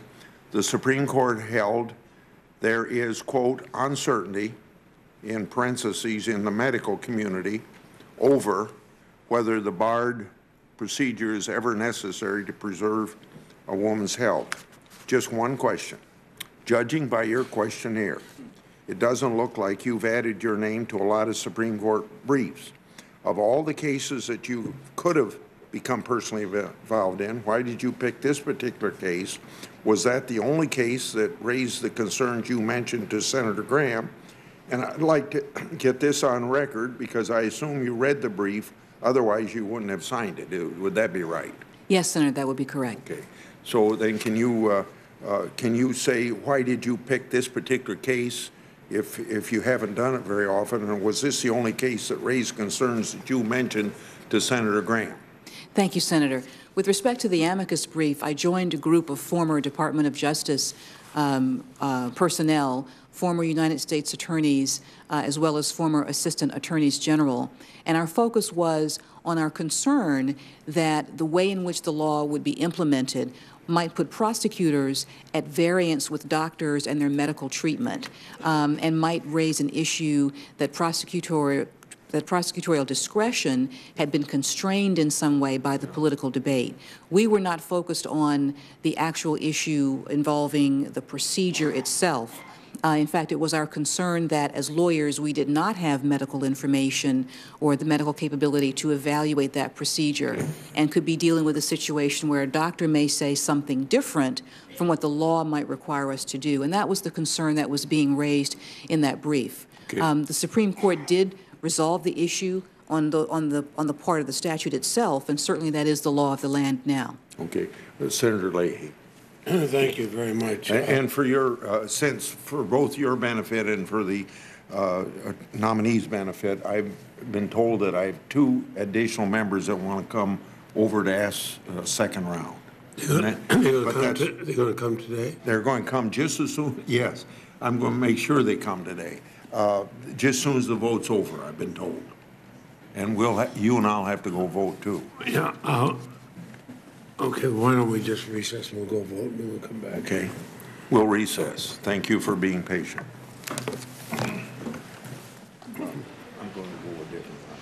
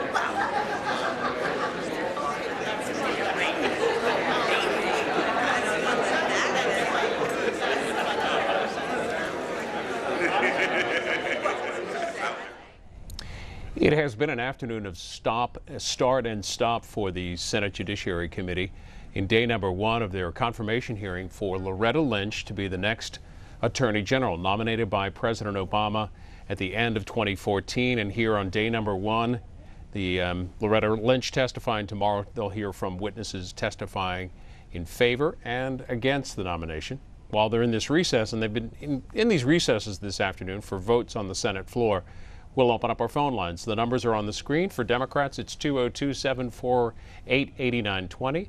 Republicans, your number is 202-748-8921. And for independents and others, 202-748-8922. Obviously, when they come back into session, we will continue our live coverage here on C-SPAN and on C-SPAN Radio.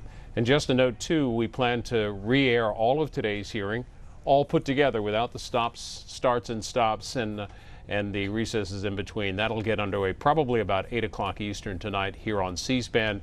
What's more is the committee comes back tomorrow. We'll have that live for you as well at 10 a.m. Eastern.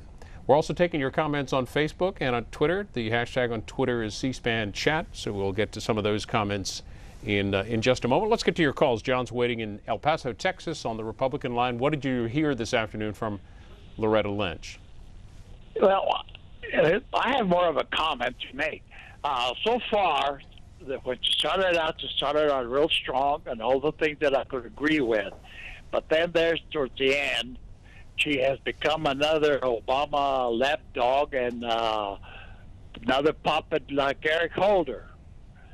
She started real strong, real good. I agree with everything she said, but towards the end, she just waffled up. When you say that, John, when you say that, how did she start to sound more like Eric Holder? What did you hear that made you say that? Well, I heard some of the remarks here towards the one, especially the last one that you just had now, was about the partial birth abortion decision and the group that she joined. Yep. And that was one of the big waffles, but there were several others ahead of that. And right offhand, that is the one that came right out to mind because that's what I'm watching now. And it's just one of the things, the other comments that she has made in some of the questions that were asked in reference to some of the decisions that Attorney General Eric has made into like the Fast and Furious connection and some of the other issues that Eric Holder failed to prosecute, and she just didn't have any answers that satisfied to me my would-be for a Attorney General of the United States. She just didn't give the answers that I would like to hear. Eric Holder is still the Attorney General and will be until she is approved by the committee and then by the full Senate. And the New York Times had indicated one of their reports that there are some members who feel that because of the Senate schedule, that may not happen for a number of weeks, perhaps as late as March. The witness is back in the room, Ms. Loretta Lynch, and that means the hearing will get back underway shortly. So let's take you back live here on C-SPAN and C-SPAN Radio.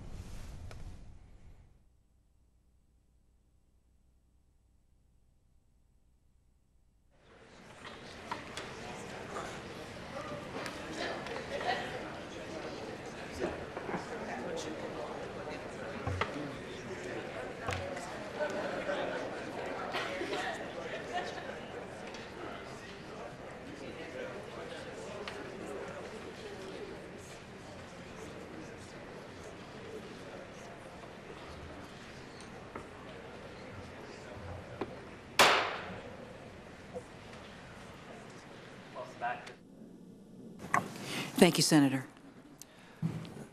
In the exchange we just had earlier this afternoon, you detailed a very broad understanding of the President's potential authority, and that, try as I might, I could not find a hypothetical that you considered to be beyond the power of the President. I'd like to ask you now a question that I've asked Attorney General Holder and that he repeatedly declined to answer, and it's in a different context. It concerns the civil liberties and privacy rights of Americans and drone policy. And my question to you is, in your legal judgment, is it constitutional for the federal government to utilize a drone strike against an American citizen on U.S. soil if that individual does not pose an imminent threat? Well, Senator, certainly I'm not aware of legal authority that would authorize that, nor am I aware of a policy seeking authorization to do that. If you could share more information with me. My question is about the constitutional limits on the federal government's power.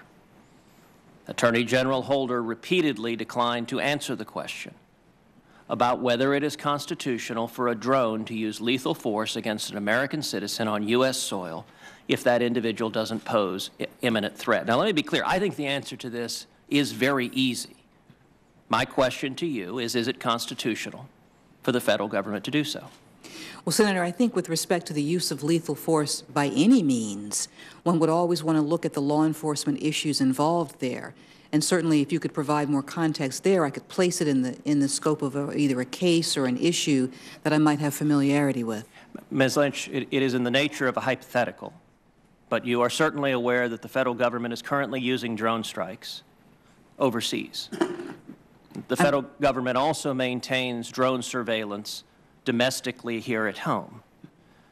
This Senate had an extended debate on the limits of federal government authority with respect to the privacy and civil rights of American citizens. And I'm asking you, in your view, does the Constitution give any protection to American citizens? Does the Constitution allow the federal government to do what it has done overseas, utilize lethal force from a drone? Could it do so against an American citizen here at home if that individual did not pose an imminent threat? Senator, with respect to the use of, again, as I said before, of lethal force by any means, be it drone or someone on the street, the use of lethal force is generally regulated by either police guidance or by the nature of the interaction. Based on what you were describing to me, I don't see interaction between the American citizen that you are referring to and anyone to generate the type of lethal force that you are referring to. I'm disappointed that like Attorney General Holder, you are declining to give a simple, straightforward answer, and in fact what I think is the obvious answer of no. The federal government cannot use lethal force from a drone to kill an American citizen on American soil if that individual doesn't pose an imminent threat. I don't view that as a difficult legal question, and indeed it demonstrates what I think has been the consistent failing of this administration's approach to constitutional law, is that it always, always, always opts in favor of government power. Let me ask you a different question. This administration's Department of Justice went before the United States Supreme Court and argued that law enforcement could place a GPS on any American citizen's automobile with no probable cause and no articulable suspicion. And your legal judgment is placing a GPS on the automobile of the men and women gathered here with no probable cause or articulable suspicion. Is that consistent with the Fourth Amendment's protections of American citizens? I believe the Supreme Court has resolved that issue, Senator, and I believe that that law enforcement agencies seeking to use that type of technique would need to obtain a warrant. You are correct. The Supreme Court resolved that issue. It resolved it unanimously, 9-0. It rejected the Holder Justice Department's position. My question is, if you were Attorney General at the time, would you have agreed with that argument that law enforcement can place GPSs on any American citizen's car? Well, certainly, Senator, I wasn't involved in the legal analysis or discussion then. Based upon the practice prior to the Supreme Court argument and the fact that law enforcement had used various techniques, this was a new technique that was being evaluated and had been used in a variety of ways. So my understanding was that after a careful consideration of precedent and practice, the department made a strong argument. The Supreme Court has reasoned and has ruled that a warrant is required, and certainly that is the law of the land. Should I be confirmed as Attorney General, that is certainly the practice that I would follow. The Obama Justice Department 22 times has gone before the Supreme Court arguing for broader government authority, and 22 times it has been unanimously rejected. 9-0, the court has rejected those claims. Another case was a case called Hosanna Tabor, where the Obama Justice Department argued before the Supreme Court that the First Amendment has no relevance, says nothing about whether a church may select its own ministers or pastors. Do you agree with that position that was put forth by this Justice Department?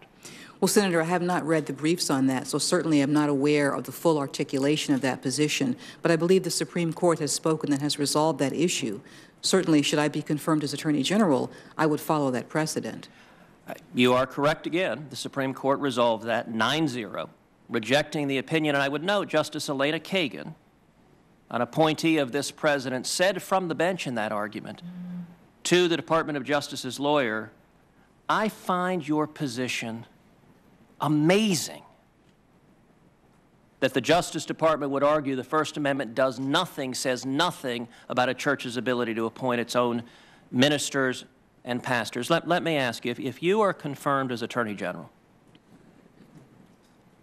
will you commit to this committee to provide greater scrutiny to the positions the Justice Department takes before the Supreme Court, and in particular, to stop the practice over and over again of advocating for broad government power, which has resulted in 22 times the Supreme Court unanimously rejecting that argument?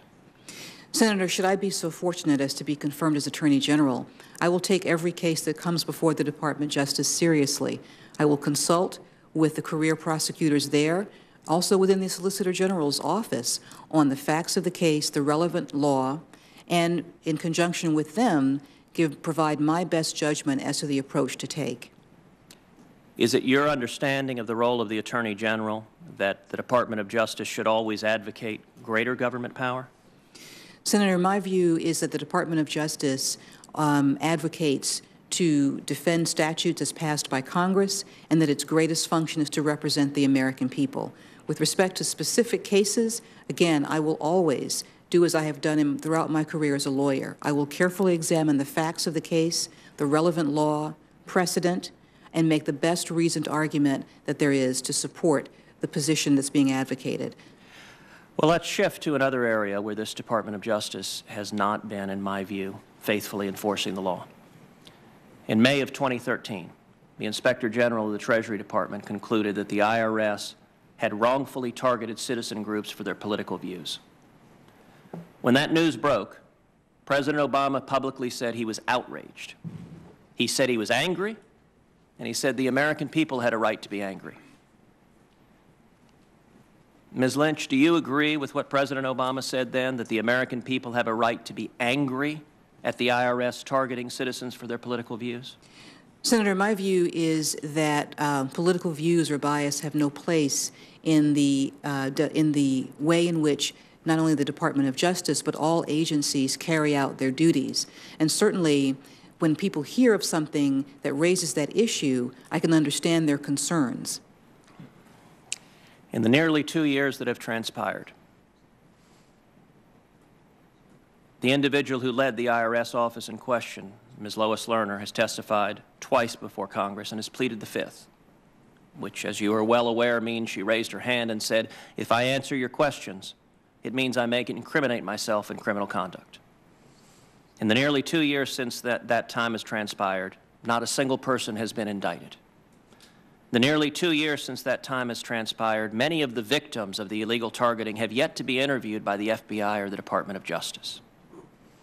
And in the nearly 2 years that have transpired, we have discovered that the Department of Justice appointed to lead the investigation a partisan Democrat who has been a major donor to President Obama and the Democratic Party. Indeed, she has given over $6,000 to President Obama and the Democratic Party. In your view, is it consistent with fairly and impartially enforcing the law to have an investigation into the abuse of power by the IRS headed by a major Democratic donor? Senator, my understanding of that investigation is really from public records. I'm not familiar with the specifics of it. I can certainly tell you that complex investigations often do take several months, if not a year or more, to resolve. And I don't know the status of the witness interviews at this point, so I'm not able to provide you information on that point that you raise. With respect to how an investigation is staffed, Again, I believe that while I'm not familiar with the details of this, certainly my view is that the department has career prosecutors who are devoted to the Constitution and to the fair and effective exercise of their judgment, and that the department has made the decision as to how to best staff the case and manage the case. I'm just not able to comment on the length of time or other issues that you raise. Certainly, should I be confirmed, I look forward to learning more about the matter. And as I've said before, Senator, I appreciate your raising concerns with me, and I hope that you will continue to do so should I have the opportunity to work with you in the future. You know, one of the terrific things about the Department of Justice is that it has a long and bipartisan tradition of remaining above the fray from partisan politics, of demonstrating a fidelity to law, so that when serious accusations of abuse of power, and in fact of abusing the IRS, were raised against Richard Nixon, his Attorney General, Elliot Richardson, a Republican, appointed an independent counsel to investigate those allegations free of any taint of propriety or partisan bias. Likewise, when serious allegations of wrongdoing against William Clinton were raised, his Attorney General, Janet Reno, a Democrat, made the same determination to appoint an independent counsel, Robert Fisk, to investigate the matter free of partisan bias or taint. The question I would ask you, if you are confirmed as Attorney General, would you commit to this committee to appoint a special prosecutor to investigate the IRS abuse of power, who at a very minimum is not a major Obama donor and who can be counted on to actually investigate the facts and follow them wherever they may lead? Senator, again, I'm not familiar with the investigation in great detail at this point. My understanding is that that matter has been considered and that the matter has been resolved to continue with the investigation as currently set forth. Should I be confirmed as Attorney General, I can commit to you that I will take seriously every allegation of abuse of power brought to my attention, and in conjunction with career prosecutors and this body, where appropriate, make the best decision about how to handle that investigation. Ms. Lynch, you're correct. The matter has been considered. Indeed, I sent a letter to Attorney General Holder laying out the facts and asking him to follow the bipartisan tradition of his predecessors and uphold the rule of law. And he responded in writing that he was declining to appoint a special prosecutor. And the basis of his declining to do so was the, quote, discretion of the Attorney General. So despite the internal DOJ rules that require recusal if there's even an appearance of bias, the Attorney General refused to appoint a special prosecutor. You've stated you're not familiar with this investigation. I think that's unfortunate, because when you and I visited over a month ago in my office, we talked about this investigation. I told you it was a very serious concern of mine, and I asked before your hearing if you would take the time to familiarize yourself with what had occurred.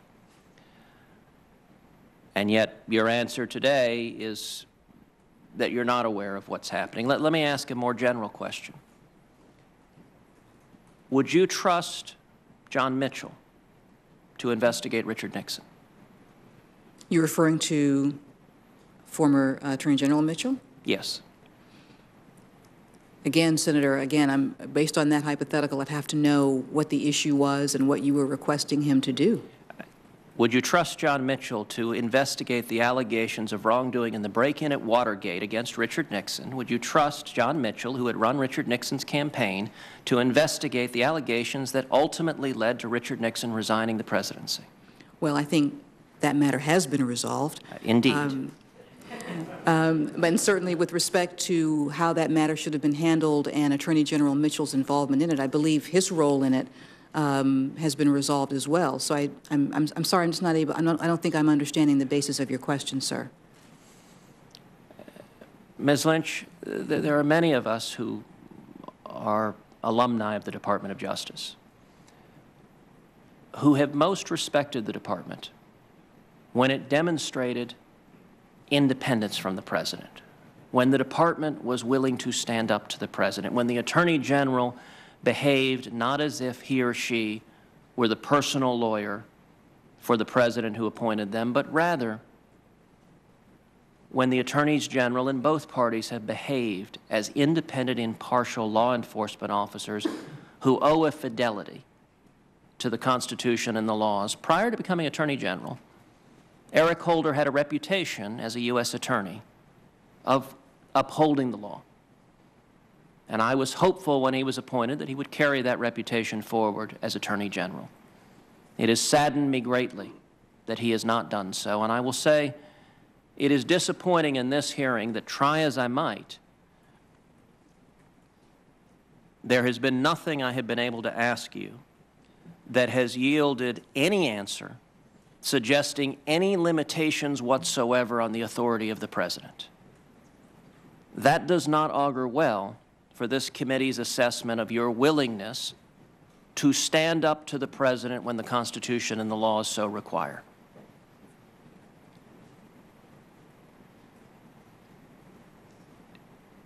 Do you agree with that characterization? Senator, as I've indicated before, I believe that the role of the Attorney General is to provide their most objective, well-researched, independent legal advice to the President or any agency who may come before them with request for an opinion. And where there is a legal basis for the request being made, to indicate so. But where there is not, to also tell the President or any other executive agency that what they are asking for is not within the framework of the law. I believe that that's the role of the Attorney General. I believe the Attorney General must represent the people of the United States. And should I be so fortunate as to be confirmed, they will be my client and they will be my first thought. The they that you refer to as your client, I just, for clarification, to whom did the they refer? I'm sorry. They refer to the American people. And yet, and I'll ask again, can you articulate any limitations on the authority of the President that as Attorney General you would be prepared to stand up and tell the President, no, there is some modicum of power you do not have? Senator, I believe that the role of the Attorney General does encompass the role of advising the President of when actions do not have the appropriate legal framework and when they may not be undertaken. That is something that I believe is an important part of the functions of the Attorney General, and certainly should I be so fortunate as to be confirmed, is something that I would not hesitate to do. It is part of the function of the Attorney General, even though a cabinet member, to be independent of the President and to provide their best independent legal judgment on any issue presented to them. Well, I hope that you will very much carry through on that. It is discouraging that in the course of this hearing you have been unwilling to say that the President lacks the authority to refuse to enforce tax laws, labor laws, environmental laws, immigration laws, that you have declined to say that the President cannot order a drone strike on an American citizen on U.S. soil, and that you have refused to commit to a fair and impartial investigation of the IRS abuse of power by a special prosecutor. I hope, if you are confirmed, that your conduct in office differs from the answers you have given at this hearing. My time has now expired.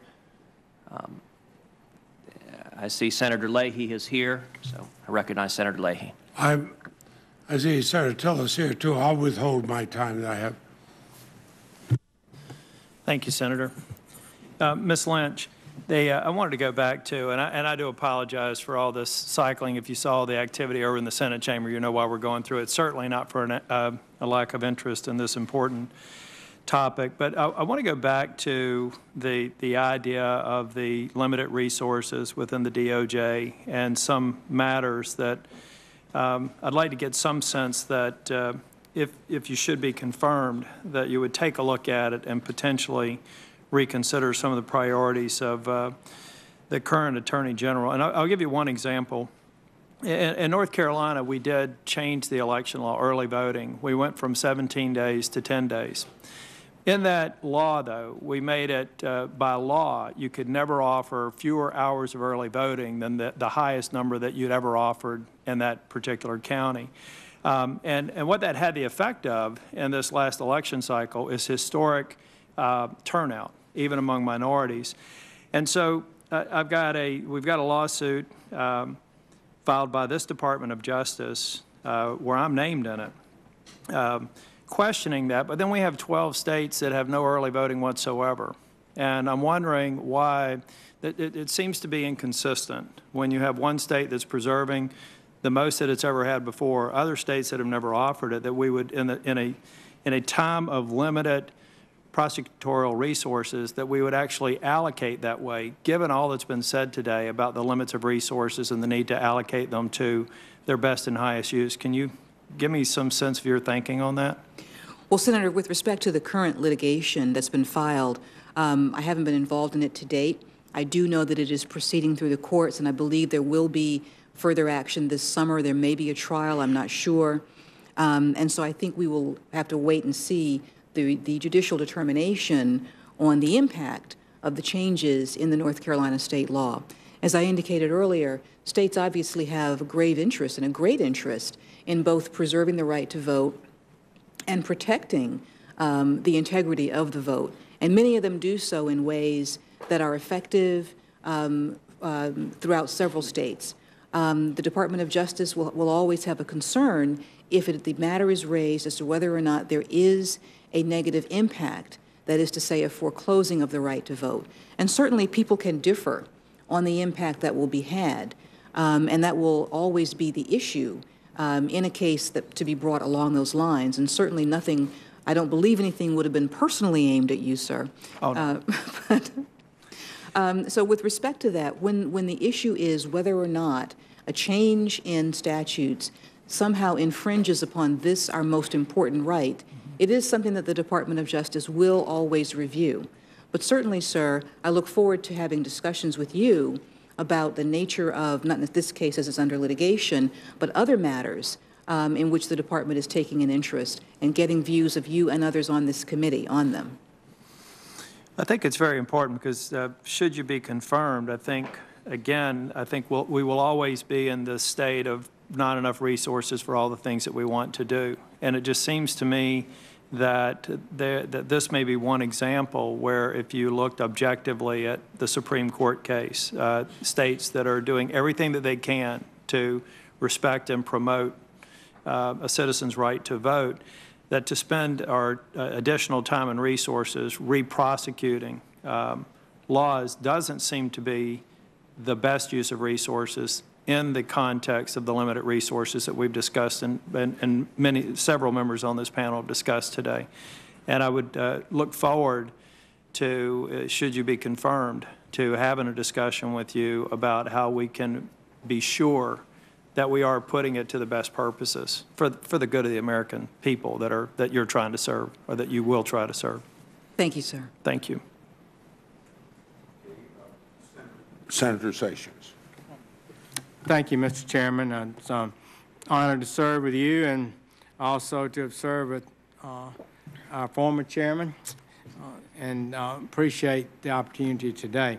I just want to pursue, to me, some legal rights here. It seems to me that if there are two people applying for a job as a truck driver, one is a lawful immigrant or a citizen, and another is not, under the President's order, the person unlawfully here magically, at this moment, becomes eligible to compete against an unemployed American truck driver.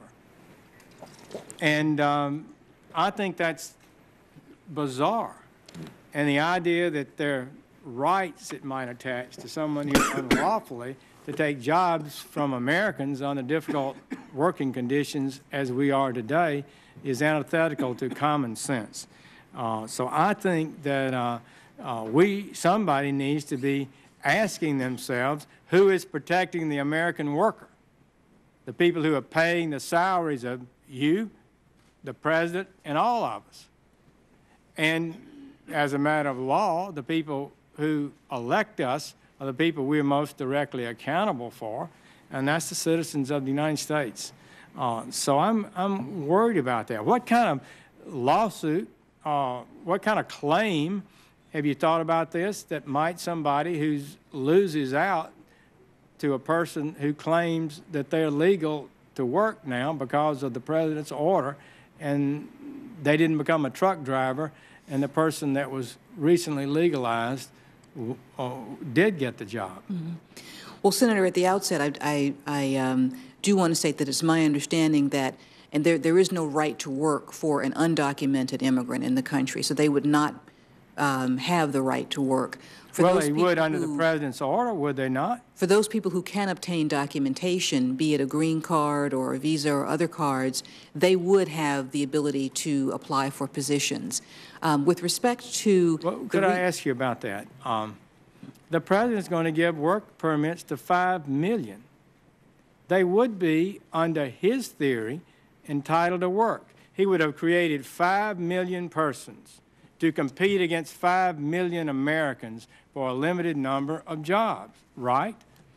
Senator, I believe that if the process were to be implemented as what I reviewed, there would be criteria set up for people to apply for work permits. They would apply.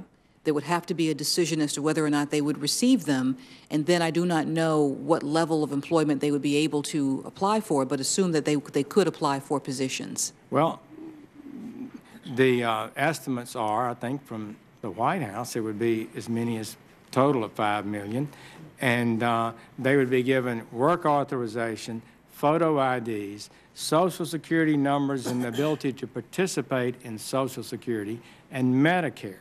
Are you aware, and to me, I find no lawful basis for this. And as the Attorney General and the person who supervises the Office of Legal Counsel, whose opinion you've basically affirmed here today, then you become, in a sense, the point person for this effort. And some have suggested, well, it's Homeland Security. But Homeland Security asks your department, Attorney General Holder's department, the Office of Legal Counsel, for an opinion that would allow them to do so. So in effect, had the Department of Justice said no, that this is not appropriate and cannot be justified, Homeland Security would have been bound by that rejection, would it not? Homeland Security would have been bound by that opinion, as I believe they were with respect to the portion of their proposal to which the Office of Legal Counsel did say, no, there was not a legal basis for another portion that they sought to implement, and I believe they did not implement that. With respect to the deferral... I'm only talking about what they did agree to, that apparently would be to create this new number of workers. Well, are there plans to... What if somebody not in the 5 million is arrested for speeding next week? Would they be deported? Well, Senator, I don't know how the Department of Homeland Security would manage the removal. Certainly a criminal record, if there were to be an arrest and a conviction, would place someone at jeopardy in jeopardy of losing their deferral status if that's what they initially had. Well, the point is that you're not going to deport any of the 7 million either. That's the policy that's become clear in the last few years, and so the administration, I would suggest, quite plainly, is nullifying American immigration law to a degree that's breathtaking in effect. For example, you're saying that not only will we not find the resources, ask for the resources, nobody's asked for more resources to enforce the law if they need them. The president isn't asking for it because he has no intention, if it were given to him, to use that money for that effect. So that's the problem we've got. That's why the American people are wondering who's going to defend them. Who is going to defend their children who are out trying to find a job? African Americans who have the highest unemployment rate among young people. The data is clear. This large flow of immigration at this time of low employment is hurting the poor the most. So I would say to you that I'm not raising this just to make an argument about what kind of immigration policy we need. I'm raising this as a constitutional and legal question of incredible importance. As I read to you, professors have said this is perhaps the greatest presidential overreach in history. The Congress refused to pass what the president wanted to do. And I'm not saying that you made that decision. You didn't. But your department gave the legal opinion that justified it after he 28 times said he didn't have authority to do it. It's really an amazing event. So, Mr. Chairman, I respect the nominee. She's got a good family. I know was raised right, and I appreciate that. Maybe you're just in a difficult position. It's not necessarily your fault, but I am not satisfied that we, at this point in history, can just slide by and let this go. I think we need to confront this issue as a Congress that needs to use the powers that it has to defend its legitimate rights under the Constitution. And that's why I have difficulties with your nomination. I respect you and appreciate your appearance today and your willingness to answer questions. Thank you. Before I go back to Senator Tillis for 3 or 4 minutes, call on Senator. That's right. But let me assure everybody that Senator Tillis, Senator Leahy, I've got a couple requests of you, and then I think we're done. Thank you. And another roll call vote has started. Now, I'll be leaving soon. I'm sorry there's been so many questions that really have nothing to do with your qualifications. You were shown a book and told this is terrible what's happening, the implication being something this administration did. The prosecution of Ted Stevens, of course, was the last administration that did that. This administration exonerated him. Be that as it may, we talk about immigration. We've had millions of people here that every administration known you can't just remove 10, 12 million people. That's what President Reagan said. Both President Bushes said. I've been here since President Ford. They've all taken that same position. As far as jobs are concerned, the Chamber of Commerce strongly supported the immigration bill that this committee passed 2 years ago, and the Senate passed by a bipartisan majority. Grover Norquist, a very conservative economist, said it would add billions of dollars, hundreds of billions of dollars to our economy, and would increase jobs, not decrease them, but increase jobs. I wish the Speaker of the House had allowed it to come to a vote over in the other body, it would have passed. But that's not an issue for you. An issue, are you qualified to be Attorney General? I've seen a lot of attorneys general in the 40, now going on to my 41st year. Some are very good in both parties. I think of Ed Levy, for example, in Jerry Ford's administration. Others, I remember one that I think all my Republican colleagues voted for. But when he was here before this committee and asked questions, we given him 50 or 60 of the questions in advance, and he answered 70 to 75 times. I don't know the answer, or I'm not sure, I can't answer that, even though they had the questions weeks in advance. They voted for him. I must say that I cannot think of anybody in all these years I've been here who has struck me so much as being qualified to be Attorney General as yourself. I said earlier, you're a prosecutor's prosecutor. I think of the Attorney General as the Attorney General of the United States, there for all of us. I refer to my days as a young law student being recruited by then Attorney General Robert Kennedy, but I was just too homesick for Vermont, so didn't stay. I'm not going to ask further questions because I'm satisfied with what you said so far. You will have my vote. You will have my strong support. And I hope in the remaining part of this administration, you will be there to enforce the laws of the United States. Thank you, Mr. Chairman. I have nothing further to say. I'll put the rest of my statement in the record. Thank you, Senator. Thank you, Senator, and I apologize. I should have taken care of this question. But my final question, Ms. Lynch, is really around the philosophy that you may bring to the Department of Justice. In December 2014, the Government Accountability Office issued a report that was titled, "The Department of Justice Could Strengthen Procedures for Disciplining Its Attorneys." There were a couple of examples going back to even, I think, the handling of New Orleans police officers related to the Hurricane Katrina, where either misconduct or they had perjured themselves.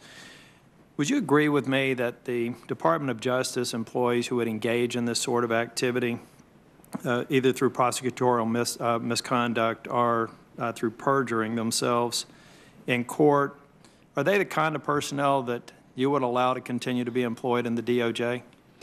Certainly, Senator. With respect to personnel issues, I take very seriously the integrity of every member of my staff, and if confirmed as Attorney General, would also take very seriously the professionalism of the members of all the staff of the Department of Justice, all of whom I have found to have been a privilege and a pleasure to work with, and to be dedicated career professionals and dedicated to not just improving their skills, but the highest standards of professional conduct.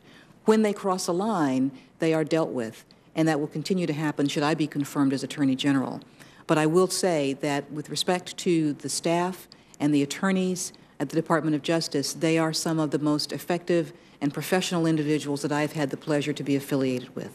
Well, should you be confirmed, since this report was just dated last month, I hope that it's something that you would take into account as you go into the organization and look at the resources that you've inherited responsibility for. Thank you. Thank you very much, and thanks to the family in particular. I know it's a long day, and those seats aren't that comfortable, so thank you all. And again, congratulations on the honor that you have from the President's nomination. Thank you very much. Thank you, Senator. I've changed my mind. I'm not going to ask you 2 questions. I'm going to submit them along with some other questions for you to answer in writing. I thank you very much for being patient today. It's been a long day, and I suspect some members of the committee were more impressed with your answers than others. We're going to recess for the day and have our second panel tomorrow. I think you should, I hope you'll count yourself lucky, let's say compared to Judge McCasey. When he testified, he was forced to come back for a second day of questions. Finally, I'd like to note that after tomorrow's panel, I'm going to give everyone 1 week to submit questions for the record. That's standard practice in this committee. And once again, thank you for being so patient and putting up with the chaos that I've formerly referred to. Thank you, and we are recessed now. Thank you. Thank you, Senator.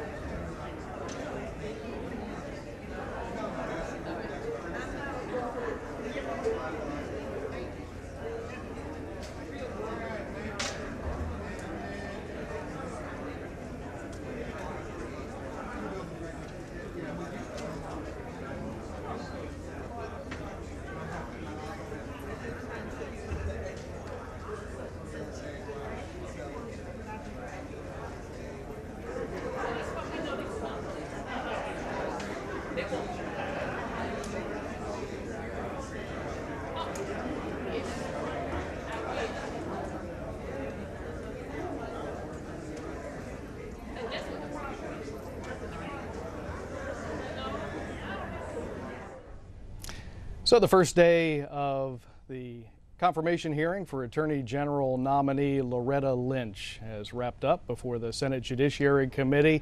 We're going to take your calls in just a few minutes, get your comments on what you think about what you've seen so far and what you think the priorities for the next Attorney General should be. The number's on your screen, 202-748-8920 for Democrats, East Coast time on Washington Journal. And of course, then after Washington Journal, we move right into live coverage of day 2 of the Attorney General confirmation hearing by the Senate Judiciary Committee, again, live here on C-SPAN.